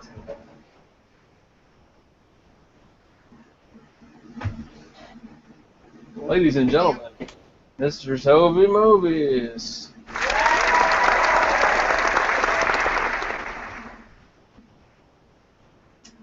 So, yeah, but I don't know. That show reminds me of something else. Chopstocky Chooks, I think it's called. Yeah, that's another one I might review. That's been on TV here a lot. You might just need to Basically, do like kung fu, like terrible kung fu cartoon month or something. I don't think there's that many. There's a bunch, Yeah. like Super Duper Sumos, Funky Cops. Funky. Never heard of Funky Cops? It's this detective show about these cops in like a modern day city, but they do everything like it's basically like Starsky and Hutch except now, but they act exactly the same. Okay. It's really stupid. Xiaolin Showdown would be one of the better ones out of that kung fu cartoon genre. Okay, maybe that is not so less, but there's so many that maybe not a whole month. Well, no, you could do like a month each year, like a normal month. Wulin Warriors. Oh yeah, yeah. Oh boy, Wulin Warriors, that's a trip. So bad. It's so bad it got pulled from Toonami after 2 episodes. Yeah.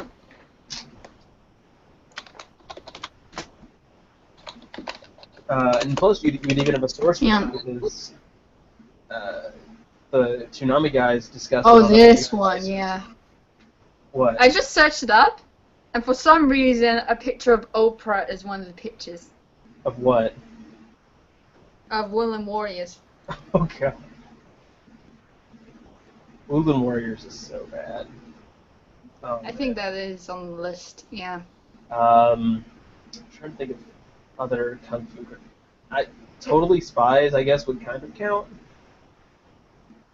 Mary Kay and Ashley in Action, maybe, but they don't do that much. I actually suggested that for the nostalgia critics. What was it called? It's about when he looks at shows that are so weird that they couldn't possibly have existed. Yeah, I don't remember what it's called, but he's basically ripping off what we had to watch. But yeah, basically. Okay, for those of you who don't know, Mary Kay and Ashley in Action is Mary Kay and Ashley Olsen's first and probably only animated series where they're secret agents. It's terrible, but I still watched it because I was, a kid, and we had Toon Disney and it was on. Yeah, I watched it when I was a little kid, specifically because that was before Kim Possible was on air, and I was really into spy stuff, and the only spy-related things that were on were either Totally Spies or American Ashley in Action. when I was a little kid, I found animation kind of frightening. I see they're good today. It's just still a little bit off-putting for me. But The most frightening of cartoons, Hamtaro. yeah. But yeah, so Totally Spies wasn't really a choice for me then, and even then, when I was a little kid, I didn't really like how they used so many girly gadgets, like blow dryer stuff. Well, They kind of like, did that in Mary Kay and Ashley in Action, but at least it was less. well, in Totally Spies, they kind of got away with it in that they were supposed to be camouflaged, like James Bond's gadgets, like so his wristwatch is a laser, or Why like couldn't they have a wristwatch with a laser? It had to be a bracelet. I think eventually they got something. Well, because usually teenage girls don't tend to wear watches. Like, they don't. I know several teenage girls. I worked with a lot of teenage girls. They don't wear watches. Everyone has a phone. Yeah. No. Guys don't wear watches anymore. Everyone has a cell phone, unless it's a smartwatch. Yeah, because the it was either Totally Spies or American Ashley in Action. Little me watched American and Ashley in Action instead until Kim Possible came on. And Kim Possible is a much better show. Like, Kim Possible is fantastic. Yes. Reviewing it. I can't wait for that. I know a girl. She used to be on a phone with me. She did a parody of Kim Possible. Well, she did parodies of several cartoons where she just dubbed over them with her friends. And the guy she got to do Ron Stoppable is like, he sounds exactly like Will Friedle. It's amazing. Oh. Maybe I can contact her. Maybe that could be like a thing in your video. I don't know. That'd be pretty cool. It depends on what it come up with on the script, really. She also did one of like Foster's Home for Imaginary Friends. Yeah, Foster's Home for Imaginary Friends. Ed and Eddie, and she has Eddie and Ed played by Microsoft Sam voices. Guys, there's a chance that me and Toby will be doing a crossover on Ed and Eddie. Yeah, we teased at the end of the last one, and we better, because that's my bread and butter. Yeah. Well, that depends. That depends because I randomly choose TV shows. Like I found this thing online that you just put all names in, and it just kind of like does pick out a hat. Well, not really a hat. It's just that sort of way it picks Randomizer things. 2000. Oh, that's my show's version of it. That's a hat, but in real life, it's just simply a computer thing I found. So I don't actually pick papers out of a hat. All the papers are blank. I will probably never do random reviews. I like structuring them and knowing what I'm going to say in advance, and that way I can do lead-ins for each one. Yeah, but Kind of plan it. Yeah, but the thing is that I don't immediately pick the first thing. I just pick whichever is most suitable for next time. Yeah. Yeah. So pick one and then thought maybe not this one. Yeah, this one. That sort of thing. Spoil the magic for everyone. Oh no. I wish I could put in my own sound effects in here because your theme song is such an earworm. I kind of want to subject everyone to it. Yeah, I seriously sing that all the time. I'm just walking around the house. Today I saw a familiar face across the city streets. In the doorway. Oh, yeah. I sing it at work. Yeah, when I was. Ages ago when I was just trying to search up a theme song or something like that, I found that one on YouTube. It's by Die Totenhosen, the English version of the song. But then YouTube took it off, and so I had to search everywhere for that song until I found it on Amazon in 5 minutes. I'm cheap. I'm No, cheap. That's fine. But yeah, I finally found one within the depths of the internet. The English version. The German version is everywhere, but I found the English version because it has the lyrics I needed. You can actually find torrents of their entire discography pretty easily. Um, I ended up just buying it on iTunes because I had a gift card and I had just enough to get a song, so I thought, well, I'll get this because it's a good track. Um, this was after buying an entire Frank Turner album. I'm pretty happy about it. Uh, but for my show's theme, I was going to use a song called Rebel Tonight by Bombay. I like it. I don't know if I like how it sounds as a theme. I'm thinking about changing it to Sell Out by Real Big Fish because A, I know Real Big Fish isn't going to come after me for copyright because they're pretty chill. Like, so many other online shows use Real Big Fish as theme songs. They're sort of the Phantom NK of ska bands, as it were. And Phantom Kevin McLeod is sort of like that with instrumental music. Every Kevin reviewer MacLeod. uses his. Kevin MacLeod But- of the Cloud. Yeah, like for our Hellboy crossover, during the Superboy Prime voiceover bit, I included Kevin McLeod's. Everything was better on my Earth. Yes.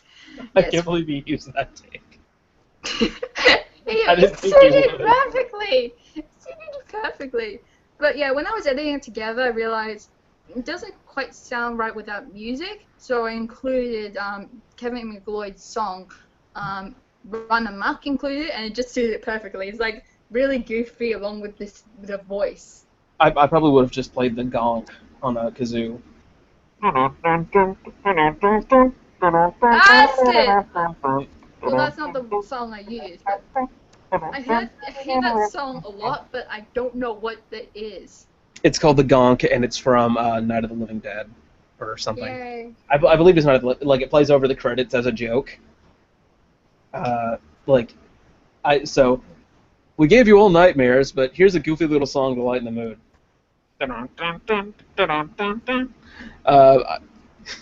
If you ever want a version that's not going to get copyrighted by YouTube, I can always play it on kazoo. I have several of them. But if it's on Night of the Living Dead, then it wouldn't really matter that much since Night of the Living Dead is public. No, sorry, Accidentally. Dawn of the Dead. Dawn of the Dead. I've actually had videos get taken down for using it, so I would just record a different version. I found a way to not get taken off, which was simply to speed footage up a little bit.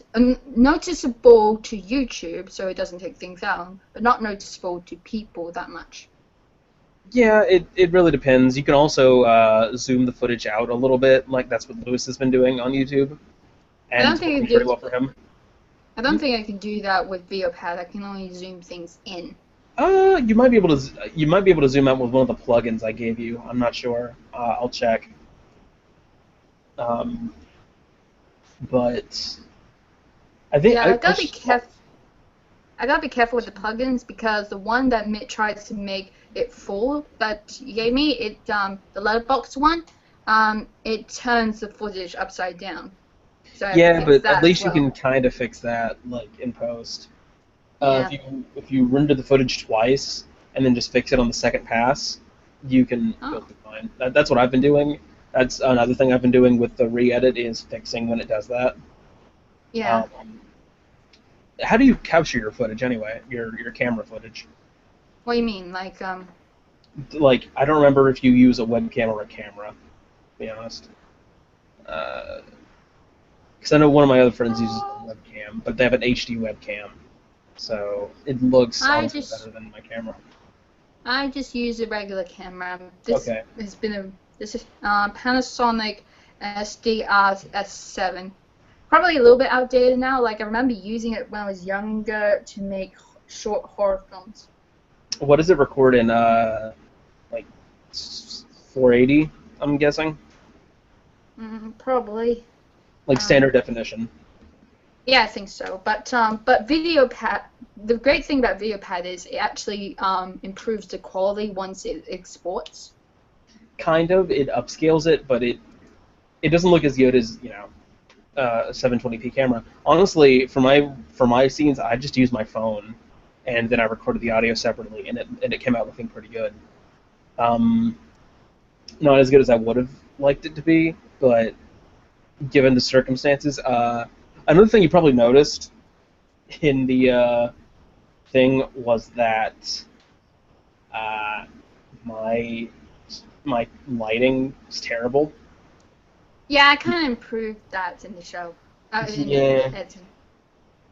I I noticed You, you kind of took out the movement of the camera, huh? or at least it looked like it. It looked like the footage was stabilized more. I think that's just what VideoPad's been doing. Probably VideoPad does that automatically because I actually have the camera moving slightly as an effect to make it look like it's being handheld. Um, and on my show I'm gonna like make jokes about an unseen cameraman, so that's kind of why it is. But I noticed that in the final product or the semi-final product, it looked completely stabilized. So I wasn't sure if that was something you did or something VideoPad did. Um, Okay. Speaking of cameras, I'll be right back. Just gotta show you something. okay, and we'll go back to me while we wait, and I'll do a thing. I don't know. I'm trying to figure out how to get like a picture on the screen without using screen share because I'm stupid. I wonder if I can just use a push. Say hello to Canva. Oh, hold on. I gotta switch to yeah. Hold on. Yeah. There we go. There's Cambot. Yeah, within my show, my in-universe camera is Canva. I made this prop in case I need to do reflections or anything. You just gotta be very careful Easy? about the scale. Yeah. I mean, until you get a bigger one. You could say that he's just been updated, you know, technology getting small and all that. Yeah, that's true. Yeah. So, what was I going to say? Oh yeah, he's also included within my title cards as like a little mascot sort of thing. Yeah. Like, in the Halloween ones, he's going to wear cute little Halloween costumes. At some point, you might want to do your own design, like strictly original design, just because I've been told that Jim Mallon kind of goes after that. Just a heads up. I don't know if there's any truth to that. It's just something to think about. I think this is kind of different. Like, it doesn't have all the details. It's simply very basic. See? Yeah, like it's a really good looking camera. I wish I had one like that. I made it. Yeah, I remember I saw a thing online for how to make one out of like an old Pokeball, and I want to do that at some point. I just got to find one because they're actually really hard to find now. And there was another one on you put together like two salad bowls, which is how they do it in the show, Oh yeah, I've seen that. and like PVC pipe, which I might do at some point because I do have a lot of salad bowls. So. I don't Oh, know. here, I made it with a rubber ball. There's tons over there. And basically these things there, that's glue tack. And I also glued some chocolate wrapping for the. I had very flat chocolate wrapping for some reason. I guess I was saving it for something like this. And then use you know those lights that you put in your head. Yeah. I had a broken one and basically used the lens as the camera lens and covered it with black masking tape underneath and painted it afterwards. Yeah, it looks good.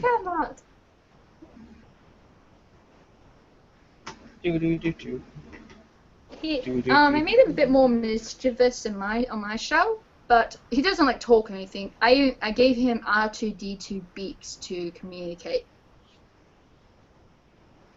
That reminds me, there's this fanfic I was gonna do back when I was doing MFT.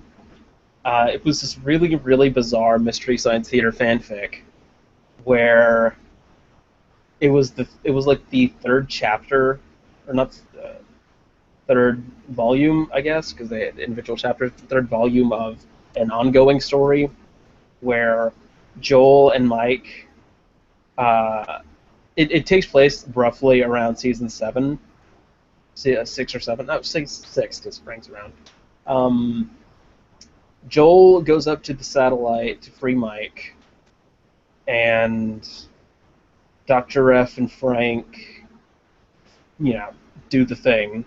But eventually, they all get trapped on the satellite at some point.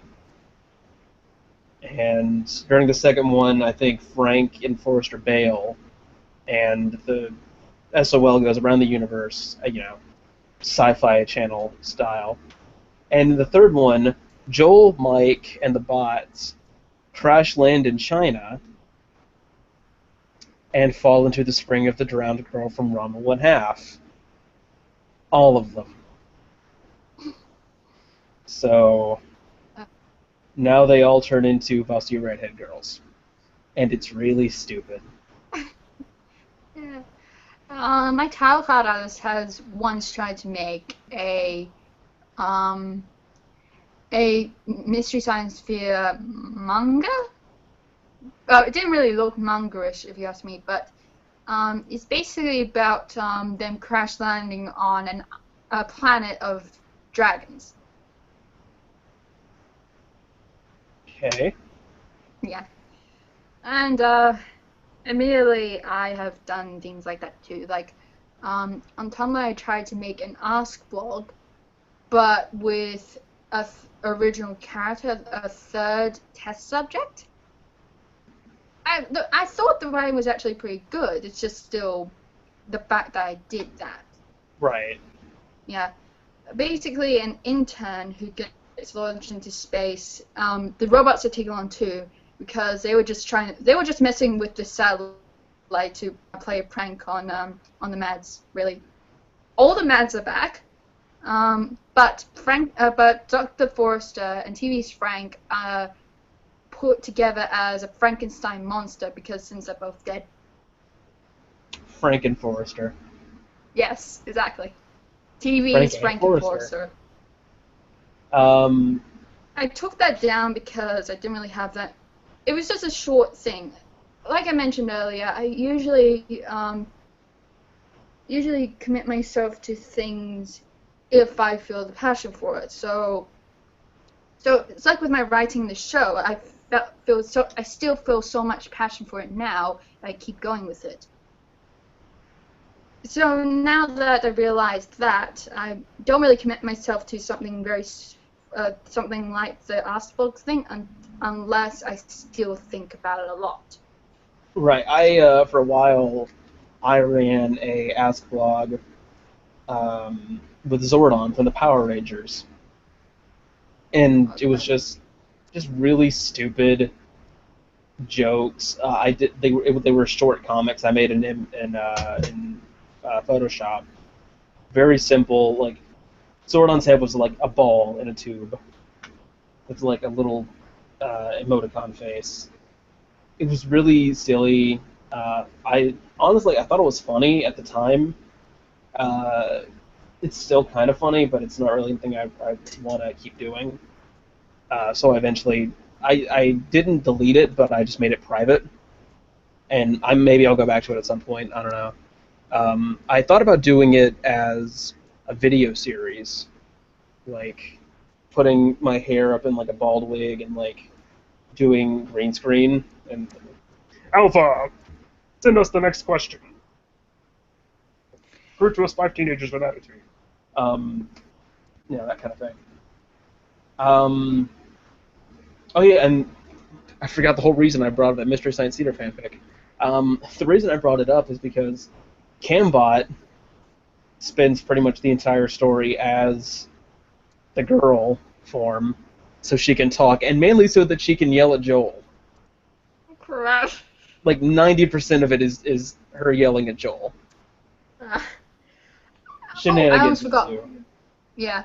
I almost forgot, in the Ask blog I also included a cat for Crow. He has a pet cat in it. His name is Chief McCloud. Chief.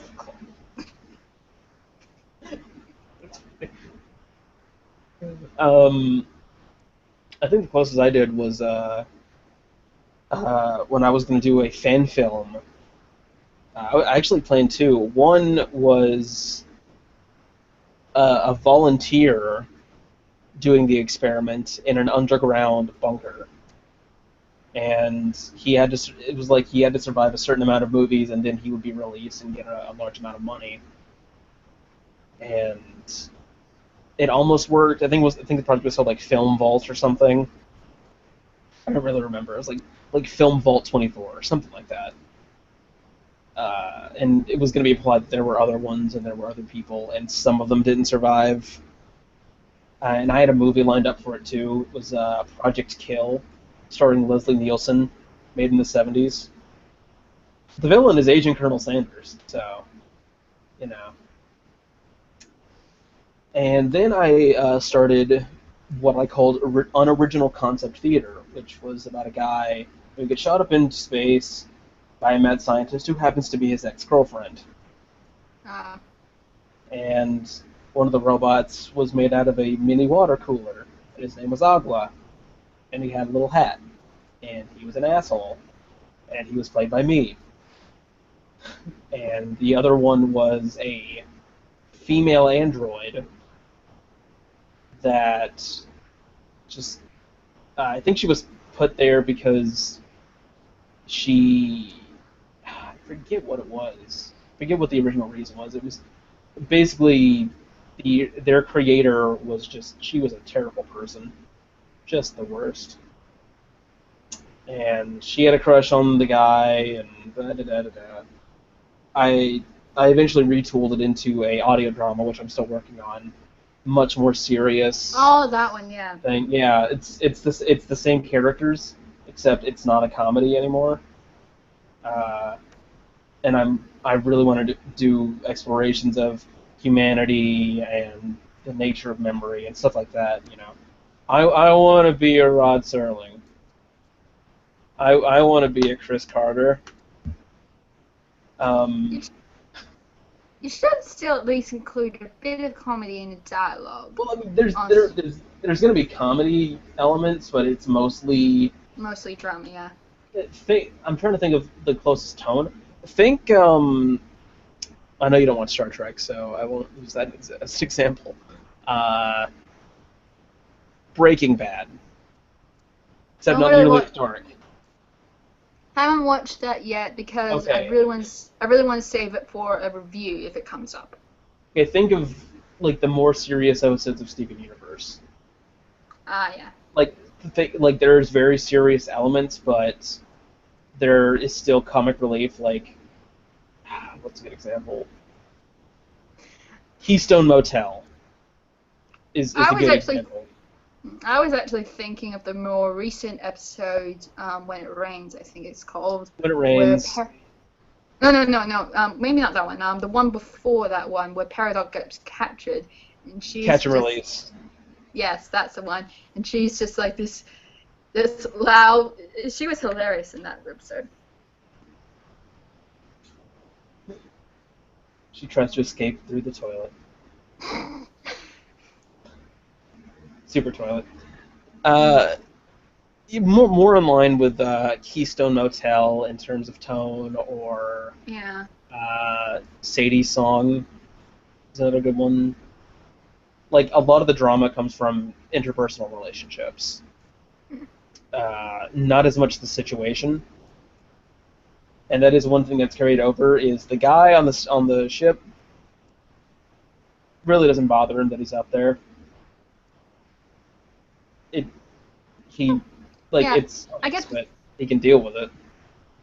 I get the idea of the tone. Like, the book series I'm working on is mainly comedic when it comes to dialogue, but the main characters have to deal with something. It's not just external with all the things that they keep facing, but the fact those things they keep facing have affected them somehow.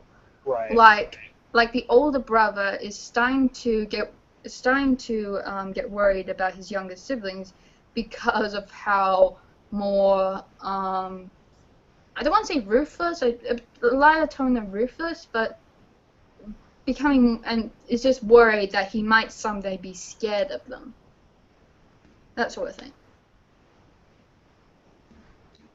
All right, I'm trying to think of another word for ruthless, but I can't. Yeah, I can't. Oh, by the way, question from Hunter again. It's a Q&A, so here's a Q. How do you like to eat your potatoes? I like to eat them with skin. Fried, mashed, hashed. Yeah, basically all of that too. I love chips. Don't Like, really care for potato skins, to be honest. I have them with the potatoes still on there. I don't really like them baked either, and I'm not a baked potato kind of guy. My family usually has baked potatoes whenever we just want to make something quickly. I'm not crazy about them. Let's see, potato chips, obviously, I love. I actually have a thing here of chips I was eating for lunch earlier, flavored like dill pickles. At my university, there's two places where you could get food there. One just a canteen, just pick stuff, and one that's a cafe. And I usually go to the canteen one where I could get potato chips, the hot kind of potato chips. As we in America call them fries. Yes. But the rest of the world calls them chips, and we probably should. As well. As long as you and one other country still are using Fahrenheit. Well, Fahrenheit actually does make sense. Like, it probably makes more sense to use Celsius in Australia, because it's an island surrounded by water. Celsius measures temperature in relation to water. Yeah, all the cities, all the main cities are around the edge of Australia because we know all the scary stuff is in the middle. Yeah. Well, there's still scary stuff in the cities. There's still snakes around. And giant and koalas. spiders. The koalas, drop bears as they call them. Or as Kevin Smith calls them. I think koalas are drop bears. Like the thing about koalas is that they're actually very territorial and would push and attack whoever's near whichever koala's near their territory. And I think they confuse drop bears with the bears that just fell out of the trees from being pushed. I believe that is what Kevin Smith calls koalas. He calls them drop bears, even though they are not bears. Yep, koalas aren't bears. They're marsupials, I think.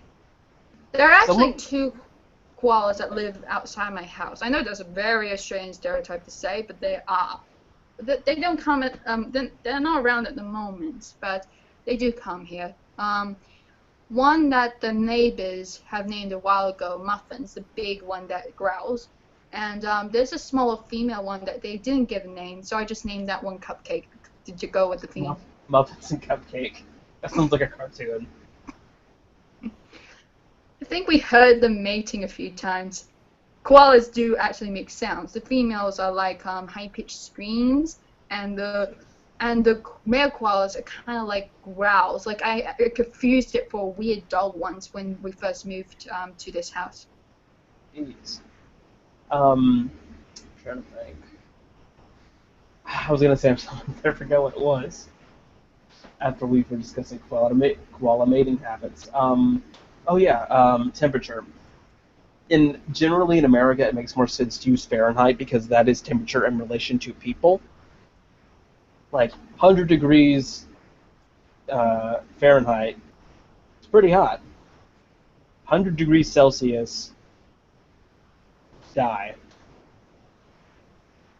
Yeah, but Celsius, we use that because it's more relation to the environment, our surroundings, which does affect us, our own temperature. And there's Kelvin, which is temperature on a molecular level. So they all have their uses. Fahrenheit is just usually, it makes more sense in America from a scientific standpoint, or not a sociological standpoint. Although Celsius, of course, does have its uses. If you are dealing with water, if you are, I don't know, in the Navy or a fisherman or something. Otherwise, we tend to use Fahrenheit, and it makes sense. Miles, on the other hand, really doesn't. We really should just use kilometers like everyone else. Yeah, kilometers. Yep. America. And centimeters. And millimeters. Well, we use Or centimeters. censum. We actually use them a lot more now because phones, their screens tiny. are, well, they're measured in centimeters and not inches anymore. So say, oh, my phone is so and so millimeters screen, or you do it by pixels, which doesn't really make a whole lot of sense because pixels keep getting smaller and smaller, so that's not a really good indication of the width or length. I mean, you can do aspect ratio, but that's not really the same thing. Anyway, well, we've talked for a good long while. I think this might be a good place to wrap it up because we've just gotten so off the mark for actual reviewer type things. So We should talk about that during, at least at the end now. talk about what specifically? Just review stuff. I don't know. Okay. Name some of your favorite reviewers. Hang on, let me pull up my Pull up your subscriptions list. page. I mean, I can tell you my favorites off the bat. Rerez, Nash, Doug on the outset. No, depends on the episode. Lewis, top fourth wall. I don't watch Brad at all anymore. Not really for any other reason that I don't really care for what he reviews as far as the cinema snob. I honestly watched his Brad Try stuff more, and a lot of the backlog isn't up yet. So I'm kind of SOL when it comes to watching Brad. Browse Held High is a fantastic show. Yeah. Some Jerk with a Camera I've been watching a lot of lately. He's hilarious. Illness is a good watch. Yeah, some Jerk with Cameras doing Escape from Tomorrowland soon. I look forward to that. Yeah. I have to see that Tomorrowland movie pretty soon. I hear mixed things. SF Debris is one of my all-time favorites. Just really smart, engaging reviews. I actually have a few of his saved on my computer still from before the blip shut down. I mainly oh, go ahead. Mainly been watching his comic book parts thing he did. Yeah, the history of the rise and fall of the comic empire. Yeah. That's a really good one.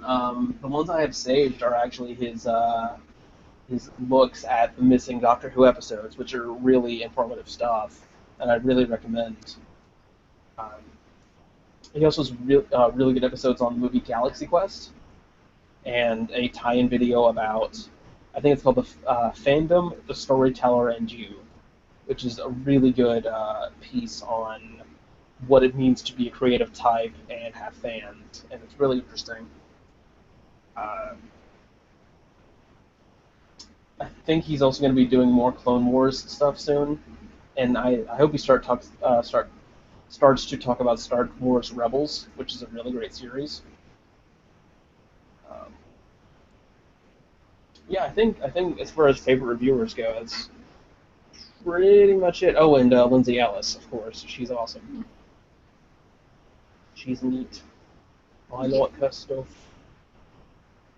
Okay, my favorites. There might be a few that are not exactly known. They're just known outside of Channel Awesome. Right. Like Matt, who does books versus movies. I think that's a really good series. I've recently gone to Brandon Tenold, who does cult films. I watch a bit of Angry Video Game Nerd, just specifically his stuff on movies, like lately Monster Madness. Derek the Bard. I really love his reviews, but it's because of the apocalypse. Most of his stuff is gone, so only a few of his videos are left. Did he like have a Diamond. backup or what?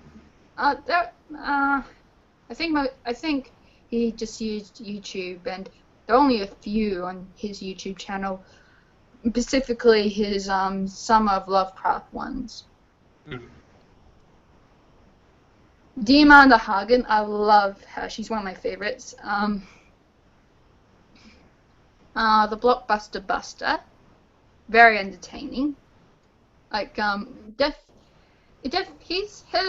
his videos are definitely ones that really got me thinking about my own show. Familiar Faces, I really like that. Don't watch it so much now, but I really do like that. Good Bad Flicks I've gone into recently, along with Huey Lewis. The Isles of Rangoon. I know that isn't a review series, but that is so good. Well, they do reviews. The Muppet Occasionally, movie. Yeah. Yeah, they Which is recently fantastic. done one for this year's Muppet Wish Day about this show that the Jim Henson Company have done recently. You can even find them on their website. A lot of their videos are just appearing on their website now rather than just YouTube. Right. Let's see. Stuff You Like. I really like that show. Sarah Marissa Stuff You Like. Yeah. Crimson Rogue. He's not on Channel or anything, but he does reviews about adaptations, film adaptations. He's getting really, really good. Brows Held High. I love his videos. I find them, especially the Shakespeare ones, but I love his other ones as well. I find them very, very informative. They kind of influenced how I talk about in-depth things. I'm taking this textual intervention course at university. It's about how things are rewritten a lot, and I showed his video on Klingon Hamlet to that course. They loved it. They loved it. Lady Jess. She's very entertaining and funny. I've actually talked to her on Skype and stuff.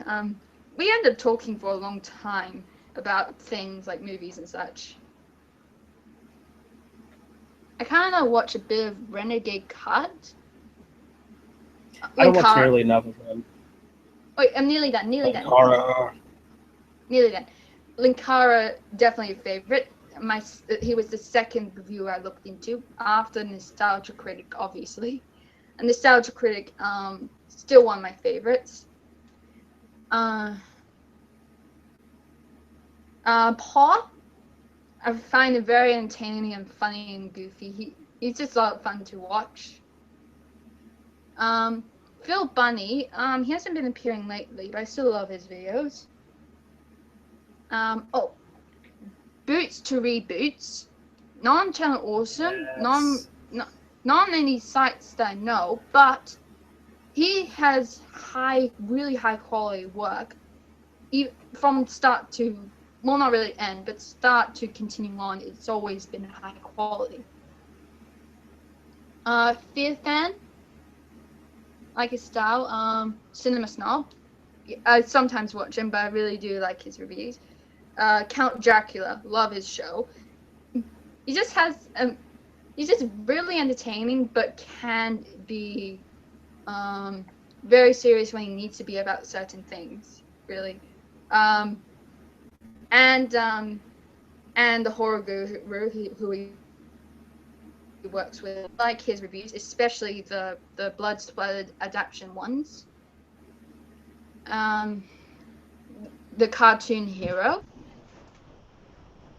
which sometimes I'm a bit worried that my show seems like it's taking his about the character stuff, but really there are a lot of differences between our characters now that I realize it. Some Jack with a Camera, definitely. and frothy pint of metal. I'm a big metal head. I love metal, especially the classics. Like, I can't wait for the Iron Maiden concert coming here next year. I really want to go to that. And that's about it. Right on. All really good choices. Lately I've gotten into this guy named I honestly don't know his name. I just know his show's name. It's called This Exists? Question mark, exclamation point. And he just talks about like weird subgenres of things like hillbilly hip hop and video game championship wrestling and black Yeah. middies and Yeah, stuff like I've heard that. of him. I've heard of him. He does stuff with another reviewer I watch. Not a reviewer that I really watched that often. Detective Steve, he's called, but they did kind of crossover, kind of regarding Spy Kids 3D. Spy Kids 3D. Yeah, I have to get to that and the whole Spy Kids series. My I- little I'm- sister. I might also do a video on Spy Kids. I don't know. 'Cause I actually really like the first two movies, and the third one actually Yeah. has some good stuff in it. It's just doesn't make a whole lot of sense when you think about it for 5 minutes. Yeah, my little sister is obsessed with Spy Kids, like massive obsessed. She made her own character. She's upstairs right now acting out the whole movie in her character. Spy Kids rules good shit. And well, Spy Kids movies. I like the first one. I kind of like the second one, but there's some problems with it. Like, I know it's meant to be a homage to Ray Harryhausen, but it's kind of an annoying homage since they used CGI, even though that kind of killed a bit of stop motion. Oh, not really stop motion movies, but stop motion as an effect. Yeah. Yeah, that's kind of the wrong way to homage something. Yeah. And It was probably like a studio mandate. They probably told them to use CGI. yeah, hey. And of course, Spy Kids 3D, awful. Spy Kids 4D, which I'm so glad I'm not reviewing. That was a 2010 thing, which had Rick Gervais as a talking robot dog, who's written as most writers write Ricky Gervais. For some reason, they don't write him funny. They just write him as someone trying to be funny. To be fair, Rick Gervais rarely writes Rick Gervais as being funny. Have you seen The Invention of Lying? But I like his stand-up. I really do like his stand-up. He is funny during stand-up. He's funny doing stand-up because he is able to improvise and kind of noodle around. When he writes himself, he's an insufferable asshole. It's weird. Again, The Invention of Lying. Yeah, that might end up being something. For those of you who don't know, Invention of Lying is basically a movie about where lying doesn't exist until Ricky Gervais's character comes up with it, and I like Invents the religion. impact. I like the impact of it. You know, the impact of a world that doesn't lie, and the impact of when it suddenly does. You know, like with movies, they're documentaries in that world. Yeah. I don't know, it just kind of bugs me because it's like he invents lying but also invents religion, and at the end he is literally Jesus. He is Okay, also maybe Moses. that bit, yeah, but I understand the invention of lying contributing to religion. Though that just might be my atheist brain talking. I don't know, even as I'm agnostic and it still bugs me. So like, really, you're calling all religion lies? Subtle. Because I know he's an atheist, and I know he's not quiet about it, so... I think I they're don't more know. like... The think Jesus they're more like- industry is really what bugs me. I think they're more like stories and lies, really. Still, but let's I mean- not have this discussion in a video on YouTube, for God's sakes. Yeah, I'm just saying that Greek mythology was once treated as a whole religion, but now it's just stories. It's just that sort of thing. Well, depending on who your god is. Hmm. There are still people that worship the Greek gods. Yeah, like neo-pagans and stuff like that. I've heard of a religion that's kind of a joke religion, but not really a joke, called Discordianism or something regarding They're Aries really and into God. John Delancey's character on My Little Pony. I Discord. don't watch. He played Discord, who was basically Q. He even did the Q sound effect from Star Trek and everything. And teleported, and it was goofy. And it was really stupid, but it was pretty funny. Mm. That's another thing I should discuss in the YouTube video. My Little Pony. Don't watch it. I don't either. I tried watching the first episode, but I couldn't get through the first minute. I got a lot of friends who are into it. It's not really my thing. There are a couple good episodes. It's weird how they have extended homages to things that the kids would never get. Like, there's a part where they go to a bowling alley and you can see the dude and Walter from Big Lebowski in the background as ponies. And the episode, what is it, the Mirror Duel or something? I heard of that one. It's an homage to Darkwing Duck. Yeah, I heard of that one. Like, there's a show I also watch called The Review Viewer. I'm doing a crossover on his show soon, regarding the webcomic.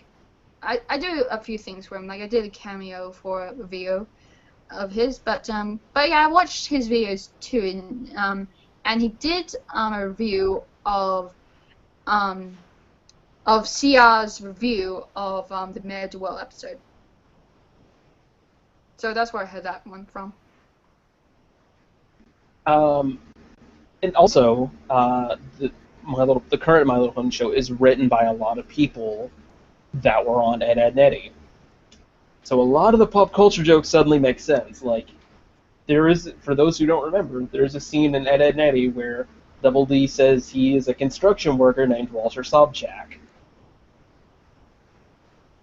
from The Big Lebowski. Mm. Sadly, he does not say "shut the fuck up, Donnie." One of the movies I'm going to be reviewing at some point soon, it's on a list of suggestions I gotten, is one by the Cronin brothers. I forgot what it's called, but basically it's a 1930s version of The Odyssey. Oh, brother, where art thou? Yes. I'm pretty sure I'm the one that suggested it, because it's one of my Yes. favorite movies ever. Yeah. I love that movie to death.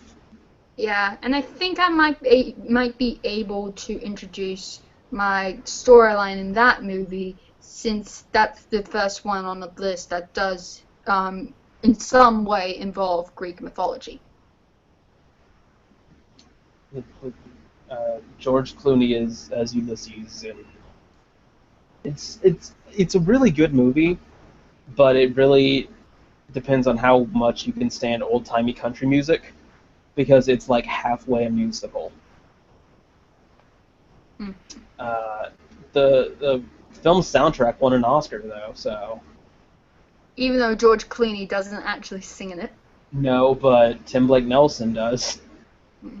Tim Blake Nelson used to be a country singer before he was an actor, and he does his own stuff in the movie, and so does, gosh, what is his name? The actor that played Jesus in Big Lebowski. I cannot The guy that also was he the guy that also played Barton Fink? Yes, I can't remember his name. Yeah, I know him from this movie called Brain Donors, which I think is a great tribute. CR to just him. covered that as well. Yeah, but I think he was a little bit hard on John him. Turturro. That was it. I think it was a great. I thought that movie was just a great tribute to the Marx Brothers. Honestly, I love the Marx Brothers. I even named my the mallet that my character uses. I named it Harpo. Nice. John Turturro. That's the actor's name. But yeah, he actually sings in the movie. But there are these three girls in the movie that don't actually sing, and it was a big controversy about that. Yeah. Oh, Brother, Where Art Thou? Really good movie. Highly recommend it. John Goodman plays the Cyclops. Looking forward to look at it. I What do you mean, want? I mean, I can't wait to see their take on the Odyssey. I've read the Odyssey for this night class I did back in senior school. Translation high school for all you Americans. We read, it's a night class called Classics, but it basically is about Greek drama, history, and literature, and we looked at the Odyssey for the literature part. We actually watched O Brother, Where Art Thou in high school. We covered the Odyssey. I was pretty happy about that. Just letting you know, it is immensely quotable. Like, you will watch this movie and you will be doing quotes from that movie for the rest of your life. I like the beginning of the Garfield review Nostalgia Creek did. That was basically a very delightful jab at how Cronenberg Brothers movies are. Like it's just listing off the tropes. Yeah. Garfield. There's a story. There's a story actually that Bill Murray only agreed to be in the movie because he thought it was written by a Cohen, not a Cohen, and he was sad, very sad.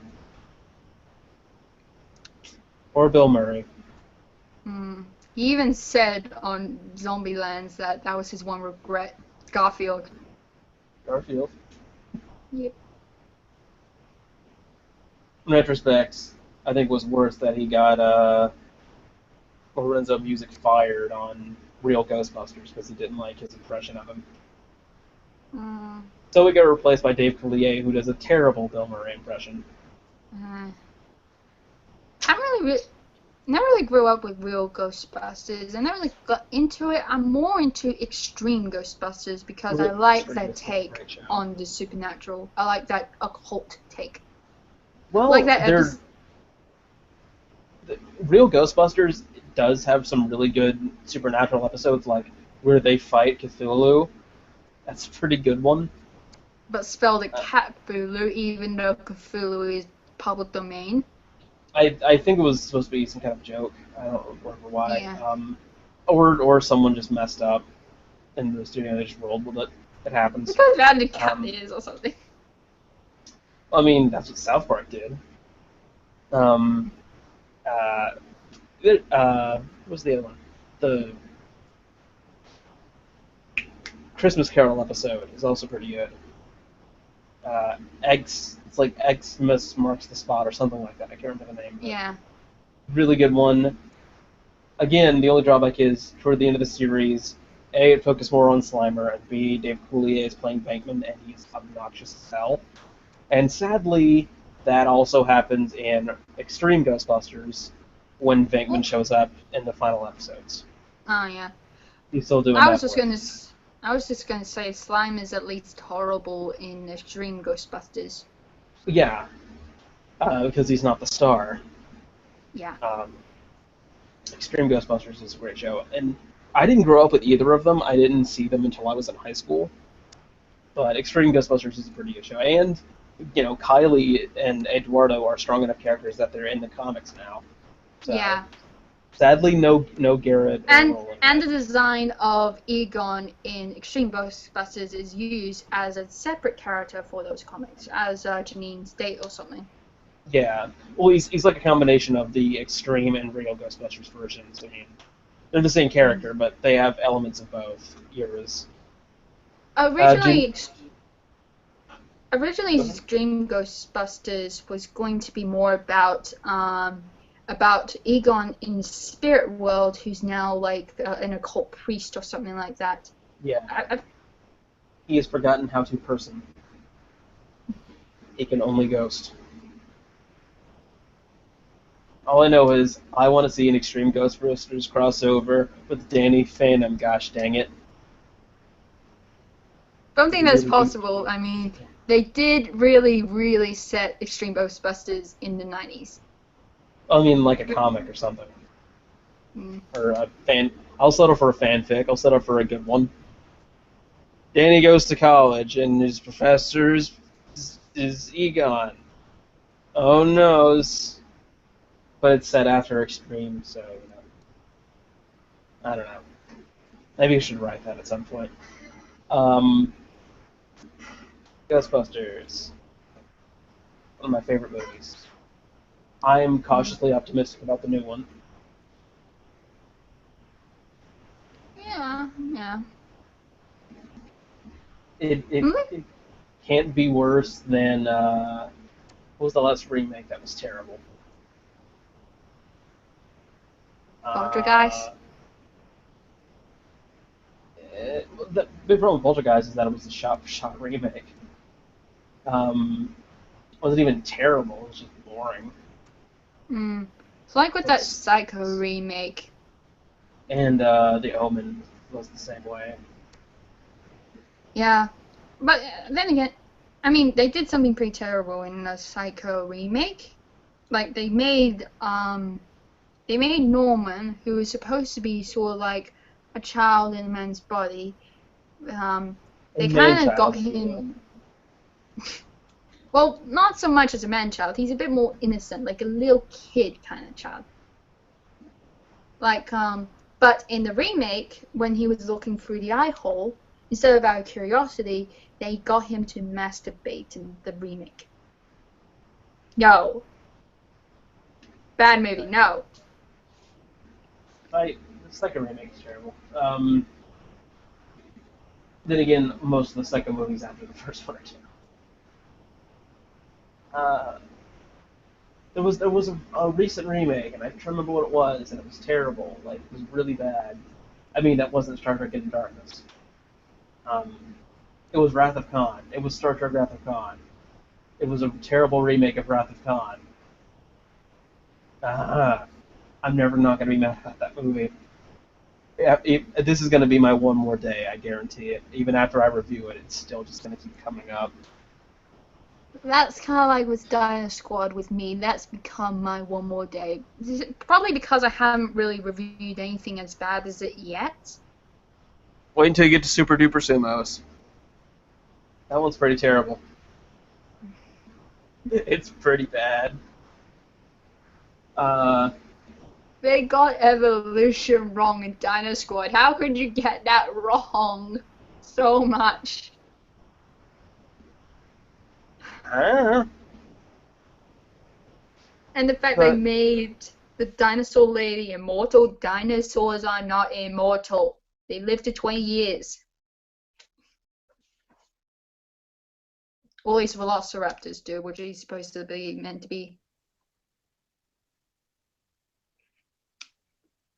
I think Toby lost his connection. Yep, there's just a frozen image of him being very pixely. Hello? Yeah. Yeah, so I can hear you. I can hear you. That it was just a. There we go. I hope my connection drops on the thing. I don't know why. Probably because it's a phone.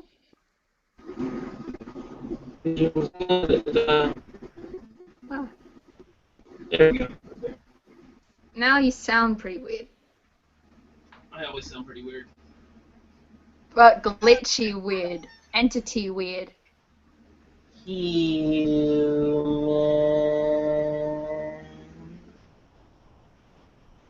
Actually, I actually asked on Linkara's Tumblr thing. I asked him about his pantheon that he's been doing with the because it seemed to me that the gods they included in his show seem to revolve around technology. So I asked him about that, and he says they are, but different ideas about them. Like there could be ones about interconnectivity, information, stuff like that. Like the entity is Glitch. The King of Worms is something else. I don't remember what. I think he mentioned in connectivity, and all I could think of is that God would want everyone merged together in a big fleshy thing. You know what they don't call an eldritch horror. Yes. I don't know how that's going to work with this storyline involving. It could just be Freddy Krueger, but that would be too obvious. Probably something else, but I don't Probably, exactly. probably something Aaron is doing. Like assume. Yeah. Hi, Toby's keyboard. Come on. There we go. Yeah. Hey. We're back, baby. Yes. On Halloween, the Evil Dead series is going to be up, and I really can't wait for that. Yeah, it looks really good. I am excited, and it's got Lucy Lawless and Bruce Campbell in one series. It's gonna be excellent. I have a Sonic Screwdriver now, for some reason. And I think they're also going to do other creatures. Like there's some different looking ones in the trailer. I really hope they actually use Lovecraft's creatures, because not only are they public domain, but it'd be a really good shout out to the Necronomicon. It was never made for the world of living. I guess Sam Raimi's gonna sue himself. Oh wait. Yeah, that's going to be very interesting. I just want to see how it's going to connect to the new movie, because apparently what their plan is to do the TV series and then another movie and then merge the two at some point. So Ash is going to be hanging out with what's her face from the Evil Dead movie that just came out a couple years ago, and that's going to be interesting to see how they pull that off. Yeah, she's a really good actress in that movie. Yeah. Not a complete fan of the movie, but she was really good in it. I like the movie. Like as far as like these kind of movies go, like it owes more to Cabin in the Woods than it does to Evil Dead. Well, I think Cabin in the Woods was a bit more fun. That is my favorite contemporary horror movie. I don't know. And like Cabin in the Woods, I'm just saying, like in tone, it feels more like Cabin in the Woods without the twist. If you know what I mean, like that's kind of the tone the new one's going for. Which I mean, that's fine. That's basically what Evil Dead 2 is in tone. And if that's the tone they're going for, then that's what they did. It feels like an Evil Dead movie, and I'm actually really excited to see what Boots to Reboots has to say about it. Oh, he has already. I mean, I haven't seen it yet. That's what I meant. I should have clarified. I haven't seen it yet. I need to. He's recently done one about The Omen. Yeah. I had completely forgotten Patrick Troughton was in the original Omen. The second Doctor. As the priest. I honestly just forgot about it. Probably because I saw The Omen before I was really into Doctor Who. God, the other remake sucks. Remake might be on this show. It's just a really dull movie. Not as great as the original, of course. I thought, like, at some point I thought it'd be funny if I did a review of something for April Fool's Day, and instead of, like, I talk about the remake, but I just use clips from the original. Like, that's a good example. It's a good shot. I don't know, like, if I talk about Psycho. No, Charlie the Chocolate Factory would probably be more appropriate. If I talked about that, but I only used clips from the original. Yeah, I might able to review the.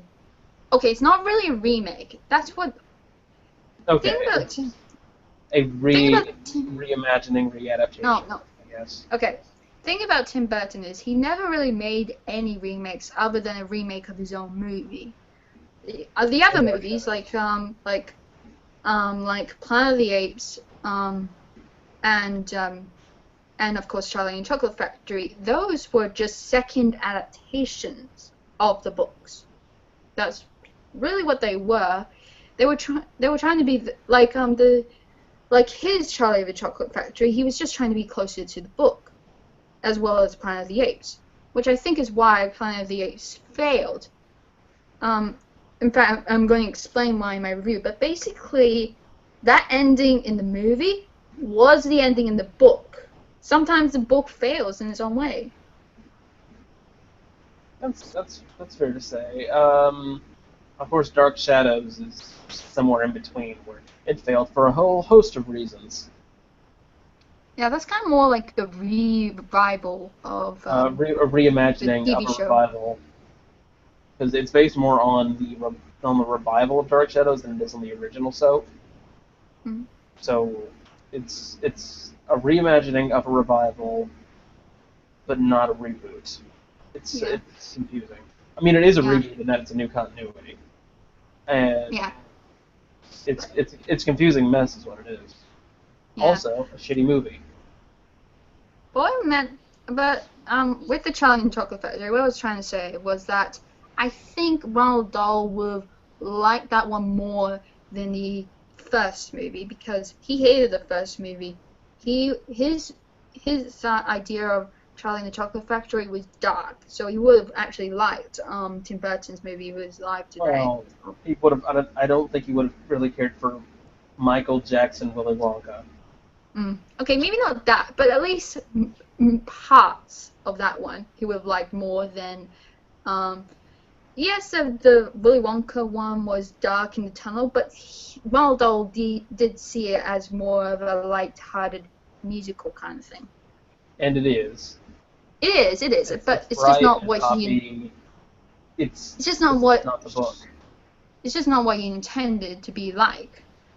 In fact, there was in the book.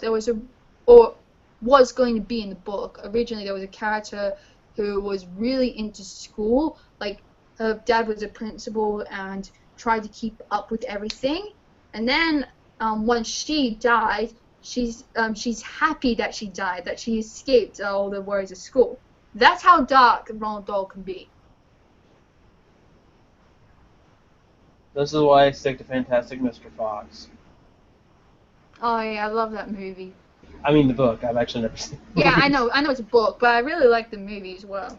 Like, I had a friend who was really into the movie, and I just kind of, like, because they were so into it, I kind of didn't want to see it. Like, it got annoying. You know what I mean? yeah. It's kind of why Mike didn't want to see Steven Universe until we bugged him enough to do it. And now he is a convert. Thing is, I've actually watched the show really early on before the Garnet reveal basically gained its popularity. Stephen In Box. fact, my first video, my introduction video, which is you guys shouldn't see, it's very very rough and long, but it basically contained a top list of Cartoon Network shows that are actually good that don't get enough attention, or along the lines of that. And Steven Universe was number 2. That was before it has. Huh? What was number 1 again? I don't remember. Oh, Amazing World of Gumball. That still doesn't have enough attention. That still doesn't have enough attention, but it is here. Like, Amazing World of Gumball is kind of everywhere because that's the show Cartoon Network has been marketing the most. I mean, other than Adventure Time. Adventure Time is their bread and butter. yeah. But Amazing World of Gumball is getting a significant push. Yeah, but a lot of people are avoiding that show. I think it's an amazing show, Amazing World of Gumball, but but it's still not getting that much attention. At least not enough for Steven Universe. But back when I did that video, that was before it gained its popularity. Like, it was just, at least when I wrote the script, it was before it became a big thing. And so that's why I was number 2 at the time. Right. The funny thing is, Cartoon Network promoted, not so much anymore, but they promoted Amazing World of Gumball like 5 times more than they promoted Steven Universe, and it found a huge audience anyway. And I think Cartoon Network were kind of pissed off. they did not expect Steven Universe to do as well as it did, as fast as it did. They were just like, yeah, it's the show. It's created by a lady. I mean, it's okay. It's got this kid and these girls and they fight. It's okay. But you know what's gonna make us a lot of money? Clarence. Actually, I think that show is pretty good. That was number 3 on my list. It's worth it. That show. Good. That show actually picked up a lot of steam, and then all the stuff about its creator came out. Oh yeah. I And agree about the creator. That was. they actually pulled, Oh. from what I can gather, they pulled some finished episodes so they could redub a new voice for Clarence. Yeah. Yeah, I agree about that, but the show itself, ignoring the creator, the show itself is actually really good. It has the most realistic portrayal of kids I've ever seen. Aside from Steven, but I mean like younger kids. It's worth it. Your thing's frozen. Oh no. Is it still frozen? Yep. Yep. Hold on. Yep. Well, gosh, Gosh, concern it or something. But anyway, guys, even though Amazing World Gumball has had a lot of advertising, don't ignore it. It isn't a bad show. It's really great. That's why I made it number 1 on that list, because it has great examples of meta fiction, incredible stuff. It is hilarious. I mean, Yeah, really, don't if you're gonna ignore any show on Cartoon Network, freaking ignore Teen Titans Go. It's terrible. It's so bad. Yeah, ignore that show. Absolutely ignore that one. But don't ignore Amazing World Gumball. It may seem like just a younger version of The Simpsons or Family Guy or something, but it's not. Well, first season was kind of like that, but afterwards, that's when shit got weird and awesome. I would still say it's kind of a junior version of The Simpsons, like the good seasons of The Simpsons. At first, in the first season, like I said.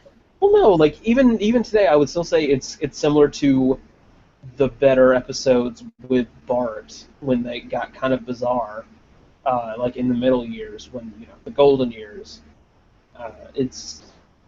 It owes a lot to The Simpsons, and I don't think that's a bad thing. Okay. I see what you're saying, but it's more like in the second, third, later seasons, they only use Simpsons a small bit. Like, other things have overtaken it, but you can tell The Simpsons is there. It's just smaller influence than it was in the first season. Well, I mean, I mean generally in the realm of the physical Your thing's comedy. frozen again. There we go. Okay, Oh. it's not frozen. I think it's overheating, so should probably wrap it up in like 10 minutes.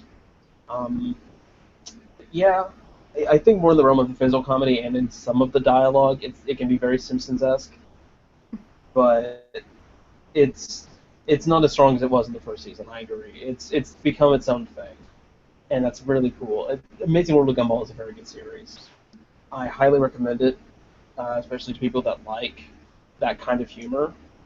I don't want to say surrealist because it's not. There are still rules that they have to be grounded in. If you love cartoon shows, as in how they are, how they made, all the uniqueness of cartoons, kind of like the way they do Animaniacs, watch Amazing World Gumball. Yeah. All those animations mashed up, and in the later seasons, they actually address the way they are, like they actually lampshade everything. It's fantastic. Go ahead.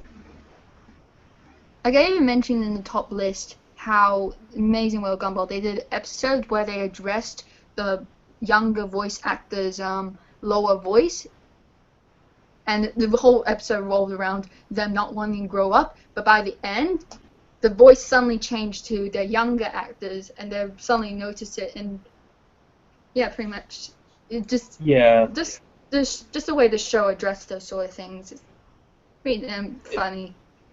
It was a really great way to lampshade that. really, that's just something the show does very well in general is lamp shading. There's a lot of meta humor. So if you honestly, it's more of a kid friendly version of Community in that way, in that it mostly tackles with meta humor. So if you like Community, I would really recommend Amazing World of Gumball. Well, speaking of kitty stuff, they also did an entire episode revolving around censorship. And Yeah, I how it's the one where Darwin suddenly gets concerned about safety, and so uses censorship very, very heavily in order to keep everything safe, in which he ends up becoming a dictator without him not realizing he has become a dictator. I don't think I've seen that one. That sounds like one I should check out. Yeah, you should. You should. They use all the things that cartoons usually use to make kids shows really kiddie and really censored. Like whenever there's a fight, they cover it with the onomatopoeias. And they realize, what just happened? I thought I punched him. That's great. But so yes, everyone go watch Steven Universe and Amazing World of Gumball, and stay away from Teen Titans Go because it's the worst. Yeah, I think I might need to talk about Teen Titans Go at the end of my review of Teen Titans. Teen Titans. At least talk about a bit. Yeah, you might just want to say, not much to say. It sucks. Where will we be? Well, that is something I wanted to talk about regarding the episode that involved Young Justice and their intention behind that episode and how awful that intention was. Basically, get over it. We're here now. What? Yeah, it's basically criticism against the critics and the fans of the original Teen Titans. The people behind Teen Titans Go think that we're criticizing that show because it's silly. But that's the thing. There are heaps of awesome, amazing, silly superhero shows. Like there's even the Danger Mouse one is. I'm glad that's out because that's kind of what it is. Freakazoid, Darkwing Duck, those are awesome, silly superhero shows.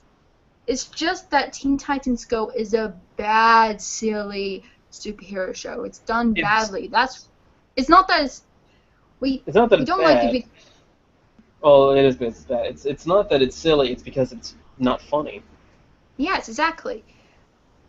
They think that we want only serious shows, and that's what they're criticizing about. We only want Young Justice. But we just simply want good, funny shows. That's it. Like the Teen Titans Go shorts that they did before the series premiered were actually really funny.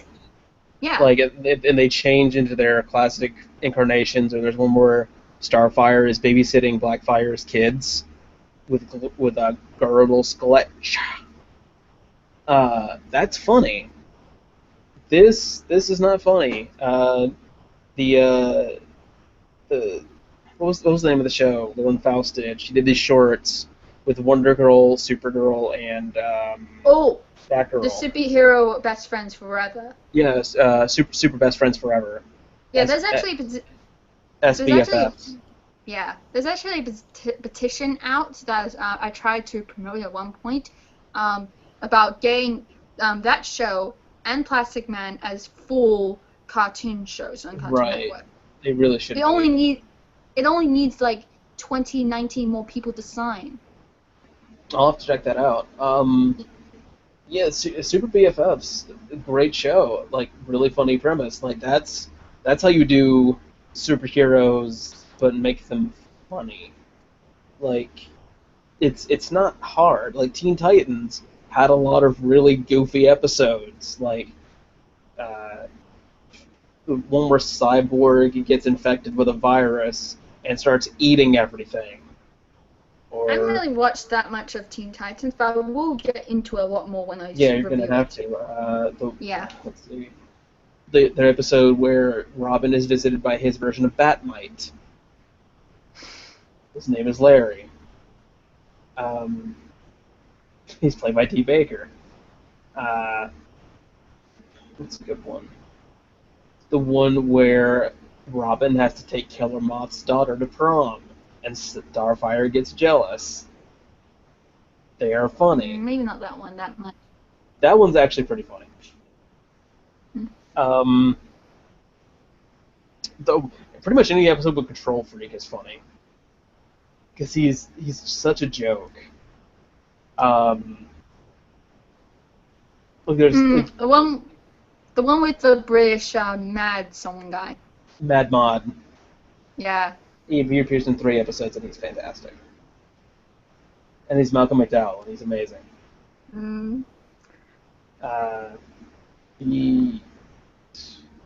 There's an episode with the Titans East where they're fighting Control Freak, who's mad because he wasn't on the Titans list of greatest foes. So he constructs these challenges for each one of the Titans East, and for Masi Minos, when he's fighting them, he changes their language from Spanish to English with his remote control. It's so stupid. But it's such a great joke. Just Teen Titans can do comedy episodes really well. Yeah, the guys behind Teen Titans did Teenage Mutant Ninja Turtles 2012, and I think that show is great and hilarious. Also Ben 10. Same writing staff. And Ben 10 had some really good episodes. I actually really like the original incarnation of Ben 10. Ben 10 Alien Force can suck a fat one. I kind of like Ben 10, but I think there are some flaws with it I need to address when I review it on my show. There are flaws in it. Now, are you talking about? Are you going to talk about just Ben 10 or all of the series? Because there's like 4. Only the ones that were in the 2000s, so probably not Omniverse and the new remake one coming out. You can talk about the movie too, because there's 2 movies. Probably those 2, yep. No, 3 movies. There's 3, right. Race Against Time, which is the first live action original one. Ben 10 live action, yeah. And then there's a movie based on the. It's like the last season of the original Ben 10, or something like that. And then there's the second live-action movie, which is based on Alien Force, and it sucks. As if you needed me to tell you that it sucks. And then, yeah, I think Alien Force had a movie toward the end. Like, it wasn't really a movie; it was 3 episodes split into a movie. It was the Generator Rex crossover. Oh yeah, that's the thing. I like Generator Rex more than Ben 10. That's all. I think I just like the characters. I love the monster designs. Like they're not just pieces of animals. They actually look like their own It's like Silent Hill Light. Yeah. Generator Rex. The thing is, that was also written by the writing staff of Teen Titans.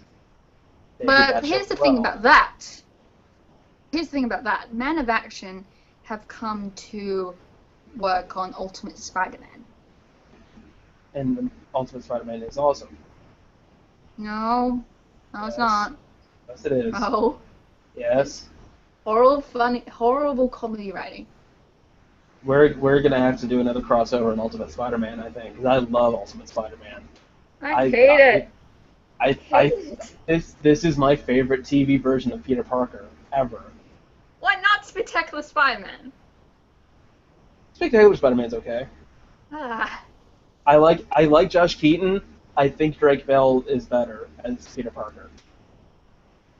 And I like their version of Deadpool, and I like Coulson is everywhere. Deadpool came out, but the rest of the Ultimate Spider-Man show is stupid. Principal Phil Coulson.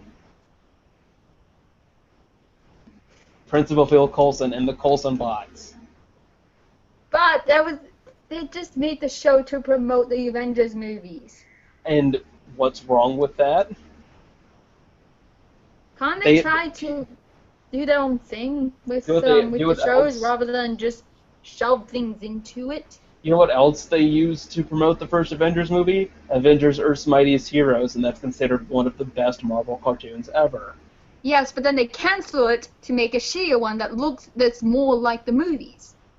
I'm just saying that was also made to promote the Avengers, and it was also great. But yeah, When they started to do their Assemble own was ass. thing later on. Avengers Assemble does suck. X-Men Evolution was made to promote the X-Men movies, and it's pretty rad. I like X-Men Evolution. Yeah, I might end up reviewing that too, along with Wolverine and the X-Men. That one I have watched a bit more in the past. Kids WB month. Probably not that, because Australia didn't really do their shows like those shows like that. They would just scare around on different channels. We just did hope have to Ozzy Dumb and Trick Kids, at we some just point. didn't do it that way. Ozzy and Trick sucks. That show is awful. Also, Men in Black, the cartoon. I don't remember Oh when yeah, that. definitely that one. But yeah, what I was trying to say is that they portrayed Peter Parker as an idiot. They try to make him fun. You're trying to make him funny, but they figured the only way they could make him funny was to make him act like an idiot. No.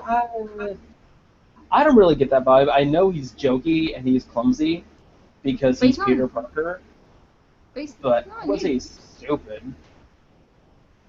He's clever enough to understand the intricacies of like multidimensional time travel and all this junk that he does.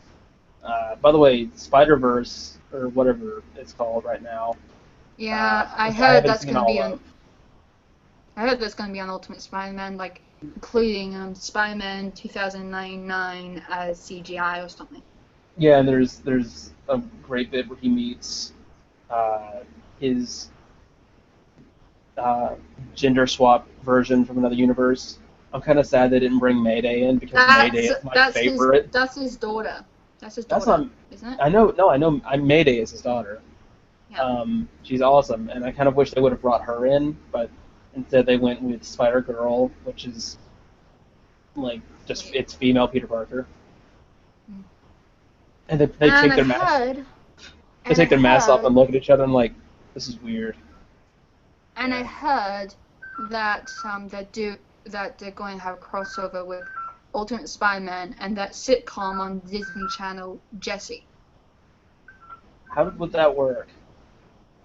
Apparently something about dimensions and dreams or something. It's like Uncle Grandpa and Steven Universe all over again. Don't worry, kids, it's not canon.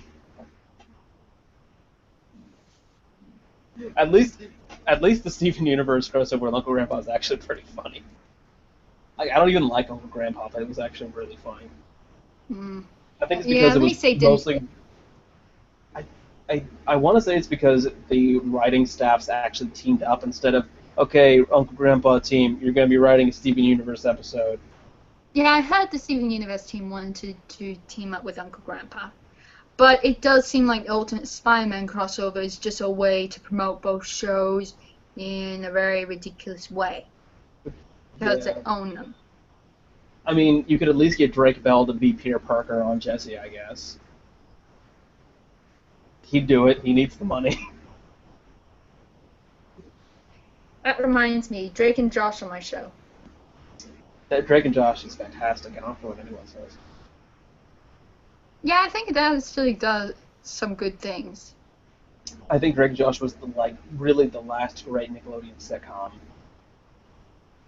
Well, it's that and Zoe 101, but Zoe 101 wasn't really a sitcom. That's the thing. Most of those shows on Nickelodeon, most of those shows were done by Dan Schneider, can't pronounce his name, who did most of the shows. He did Drake and Josh, the Amanda Show. Dan Schneider. That's it. But then he got to iCarly. First part of iCarly was okay, but then later on they were more about randomness than actual good jokes, and that continued on with their shows. Well, yeah, what do you expect from a show whose one of their bits is random dancing? Yeah. And a bra that tells scary stories. And just... What? Well, that's part of the web show. I'm talking about the stuff they do outside of the web show. And a crossover with Fred, because we really needed that. But then Fred got his own show. And movies. Don't forget the movies. Well, the show was based on came after the movies. Yeah. And then there was another show with the same guy, but he was an alien, but it was still basically Fred. And now there's Game Shakers, which is awful. It's so bad. Nickelodeon is now just trying to be like the Disney Channel at the moment. Just shitty sitcoms. Well, Disney Channel is trying to be Nickelodeon because they keep stealing their ideas. I actually ranted about this in my in my introduction episode about the way Disney Channel and Nickelodeon are now, and that's why we should be able to give some Cartoon Network shows some more attention, since they're the ones that have been producing more of the better shows. Well, since the CEO left, who was a chucklefuck. Yeah. Sarah's doing her reenactment of Spy Kids upstairs. I keep hearing music and footsteps. Yeah, I was gonna say. By the way, Game Shakers, if y'all haven't seen it, Pro Jared is in the first episode. I don't think it's on really Nickelodeon. I don't think it's on Australia's Nickelodeon yet. Thank God, it's terrible. Like, it's about these two. It will be. It's about these two year 7 girls that make a Flappy Bird clone, and they get famous and make a lot of money. And Kel Mitchell's in it for no reason. He's their boss.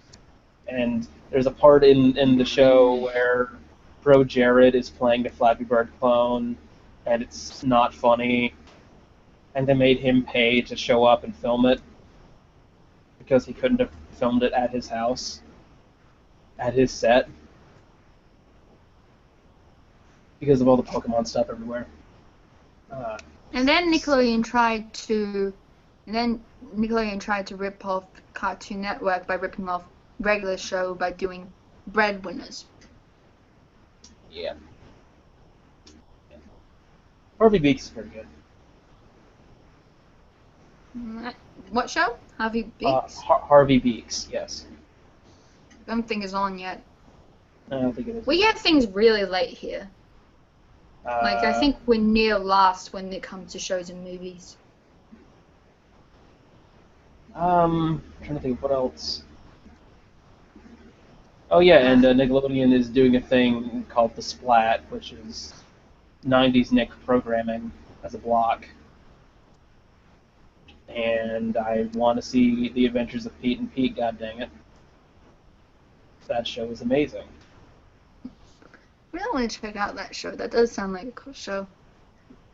Yeah, you can't review it, but you I can know. watch it. Just check it out for You can myself. watch it. It's amazing, and it has young Michelle Trachtenberg and Danny Timberelli and Toby Huss from King of the Hill in it. It's pretty great. Also, there's like a singer who's in it, and I can't remember their name. That drives me nuts. Anyway, but it's a good show. I really like Adventure Pete and Pete. It's a kid show that doesn't treat kids like they're stupid. Yeah. It's very surreal.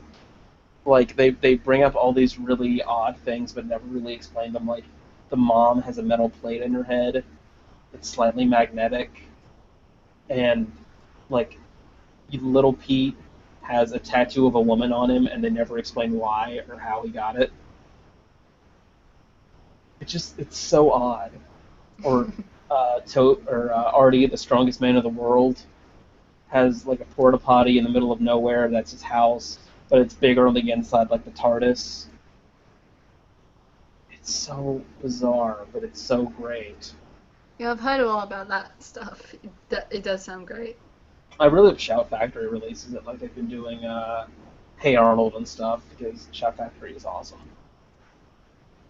Hey Arnold on this show. like the thing about my show, guys, is that it's not like specifically starting in the 2000s. It can also start in the late 90s, since a lot of shows that are considered 2000 shows have started in the late 90s. So starting date would be 1996. Continuing on to the 2000s, and also 2000 shows that have started there and it started in the 2000s and continue on to today's decade, but no shows that started in the 90s and continue on to today, because then it's no longer considered a 2000 show, it's then considered just a show in general, like The Simpsons or SpongeBob, so none of those shows. Do Sabrina the Teenage Witch. Cartoon or sitcom? Yes.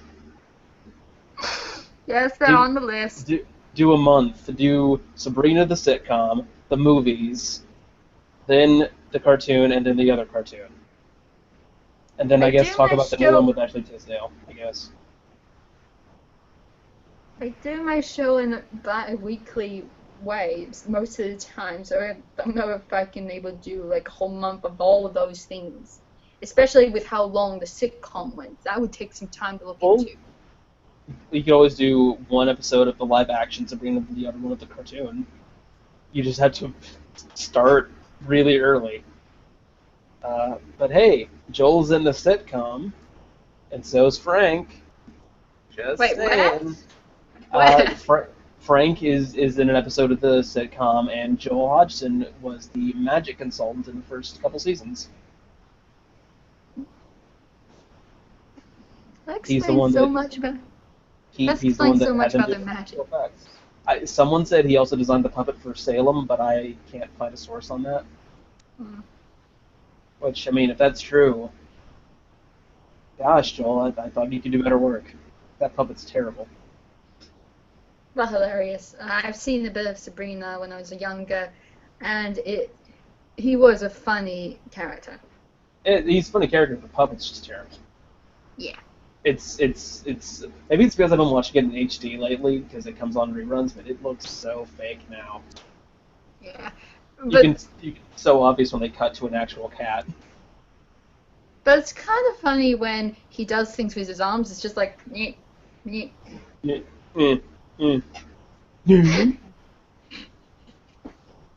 Oh, Salem Saberhagen. And for some reason, the one in the new cartoon it's like a Paul Lynde impression. And all I can think the of CGI one now, yeah. with Ashley Tisdale as Sabrina. I don't mind her. I'm like, she actually made a name for herself even after all the Disney sitcom stuff she did. Like, with her being Candace in Phineas and Ferb, that really helped. She didn't end up like Miley Cyrus. Like she's definitely versatile. I don't really care for her as Sabrina. Yeah. I would have gone with someone else. By the way, we were talking about Discovery Kids shows earlier. Did you guys ever get Truth or Scare over there? Maybe, but probably when I was really young or something. It was like a 2000s era show. It was like 2000, 2001, 2002. Hang on. It was Michelle Trachtenberg. What it was is I'm trying to think about it.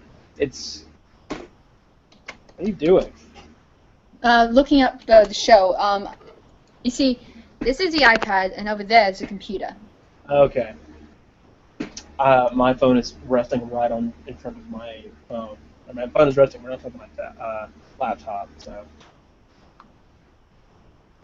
it was a show with Michelle Trachtenberg, and what she would do was she would discuss the history of stuff like Dracula or werewolves, or yeah, I don't think we had this show. Don't think we did. Really, really good stuff. If nothing else, it'd be a good place to get clips from if you're discussing something like Dracula or werewolves. It's just good reference material. Speaking of that, guys, I might end up reviewing a Big Wolf on Canvas.